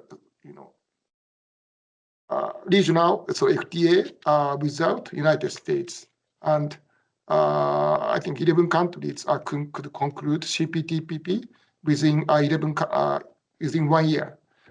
And I think this time also United States withdrew from IPEF negotiations. As I mentioned in my presentation, agreement on supply chain and fair economy will continue with the presence of the United States at least 3 years. And so we should try to involve United States in this agreement. And also Japan should push forward the negotiations on the remaining area of the trade in cooperation with other remaining countries. And I believe that they can conclude the remaining trade part even without the presence of the United States within 1 or 2 years. And finally, Shikata-san asked me about the result of the Japan's initiative for the supply chain diversification. Actually, Japan provided financial support for the relocation of Japanese companies from some specific countries like China to ASEAN and India. And so I think there's a movement of the shift of production base from China to ASEAN countries or India recently. For example, in the automotive industry, I think some Japanese companies has withdrawn from Chinese market because of the fierce competition with Chinese companies and also some economic security reasons. And recently, Japanese automotive countries has increased their investment in India because in India, Chinese automotive companies or EV companies are absent. And I think Japanese companies like Maruti Suzuki has, have a large share, about half of the Indian market. And also other Japanese companies try to penetrate the Indian market. And also, as I mentioned, semiconductor industry, especially in the area of the legacy chip or power chip, will increase the investment in Indian market instead of China in the future. I hope, and I think this kind of movement also occurs in relation between China and ASEAN now and in the future. Yeah. Thank you very much. Sure. Thank you, Shinoda-sensei. Nico, there is a question from Peter Van you would like to address. Also, there is a couple of questions from Professor Parulekar. What makes the EU and Japan better placed in addressing sustainable development portfolios in the Indian Ocean region, in stark contrast to the US? And also, the second follow-up question is that how can EU and Japan join ranks with India in addressing debt sustainability issues of smaller South Asian states? So maybe I'll invite you, Nico, to comment on Peter Van's question, and if you would like to also comment on Dr. Parulekar's questions, that would be great. Otherwise, Shinoda-sensei can comment and we could conclude it. Over to you, Nico. Yeah, sure. A lot of good and complex question. I don't know if I'll be able to give enough depth in the next few seconds, but yeah, on the first question from Peter, yeah, on the EU, Japan, and semiconductor ecosystems, I think they all share similar challenges. I think that's all very clear in the different strategies in Indo-Pacific. So there's a share in the language and the similar concerns. Now, moving beyond shared concerns to an actual policy cooperation, that's these potential collaborations I mentioned in trilateral cooperation. I mean, there are discussions between EU and India, between EU and Japan, on technology, on supply chains, on critical material, etc. But these are not going on in a trilateral level. I mean, India has preferred to do trilaterals with specific individual states, including trilaterals Japan, France, Japan, and so I think this has to be taken into and be institutionalized. So I mentioned these two technological dialogues that are happening between EU and India, EU and Japan. Maybe there needs to be some degree of the coordination, or maybe at first at the think tank or work group level, and then maybe at the state leader level or ministry level to reinforce cooperation, because there are shared concerns. But there's also major obstacles I mentioned a few times, and that we need to find ways to move and facilitate coordination because of those challenges. What makes the EU Japan better placed? Sustainable development. Well, I mean, just because of contrast, it's just the experience and the expertise and the reputation of the EU in these norms and these kind of investments in the region. That's been pointed out very strongly in the Global Gateway initiatives, that this is a complete out. This is what distinguish the EU infrastructural aid assistance than what the BRI has been about and what eventually some of the US projects. But that again, it's about visibility and dissuasion. But there's also a challenge because of the standards, that also creates a problem about providing the right amount of support and maybe creating some exemptions because of the development of the country's different needs, varying needs. So there needs to be some trade-off, I think, in those discussions. But clearly, they're presenting it as an alternative to the existing other development models in the Indo-Pacific. And debt sustainability issues, that's a good question. I mean, there's been a lot of discussion following Sri Lanka's issues in 2022, and I think there's been a lot of coordination, and this is where you saw the important distinction between EU and Japan, and the way the China also dealt with this particular issue. So this is I think could be coordination. I think that's going to be happening mostly at the level of multilateral bodies of global financial bodies and banks, and that's where there can be a lot of coordination, because there's historically a lot of coordination between the EU and Japan, EU member states and Japan at that level. I'll end here. We're running out of time. Thank you. Thank you, Nico. Shinoda-sensei, you have any quick comments? Maybe 1 minute. Yeah, I'd like to respond to the questions about debt sustainability. And I think, Japan took the leading, agreeing upon the G20 principles on the infrastructure, quality infrastructure investment in 2019. Actually, EU, India, and Japan is a member of the G20, members of the G20. So we can disseminate these principles in the implementation of the specific infrastructure project in the future. And with regard to the debt trap problem in Sri Lanka, Japan, India, and France served as the chair of the creditor meeting for the debt restructuring in Sri Lanka.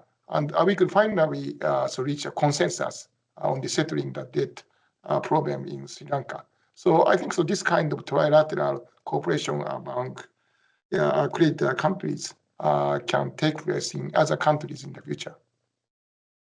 Thank you, Senator Sensei. In fact, I do agree with you, your comments on the sustainable development. In fact, I do remember Prime Minister Shinzo Abe, late Prime Minister Shinzo Abe, when he upgraded Japan's connectivity initiatives and infrastructural initiatives from PQI to EPQI, Expanded Partnership of Quality Infrastructure. And the whole idea was that Japan should look for new partnerships beyond the regions, having a more global connotations to its connectivity and sustainable developmental program. And there, things were started discussing in the G20 and other multilateral forums. And I think in that context, we have got a very good platform in the context of Japan, India, and EU to take it forward. But again, as we know, there are many challenges, obstacles coming up, particularly Trump's winning the election, and then the geopolitical situation in the Middle East, the geopolitical conflicts which is enduring for last 3 years, the war in Ukraine, particularly. So all of this definitely comes as a challenge. With this note, let me thank all of you, those who are joining from different parts of the world for this webinar. And it's been a true pleasure to host you this morning in ISDP and KIIP. I would request all of you to subscribe to ISDP newsletter. You can go to our website, subscribe to our newsletter. You will get our publications and up-to-date about our future activities, particularly the cooperations and the future publications will be bringing out between ISDP and Kajima Institute of International Peace.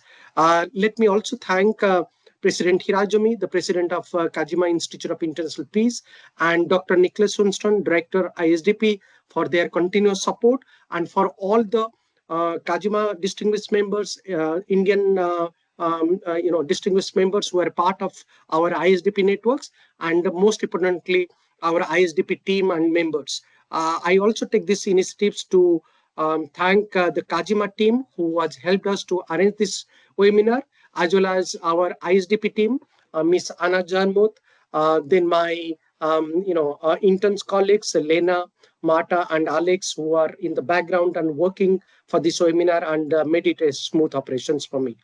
Thank you very much and have a lovely day to all of you, to all of our speaker, commentators, and participants in this webinar. Have a good day and good week ahead. Thank you very much. Please stay in touch. Thank you so much. Thank you. Have a good day.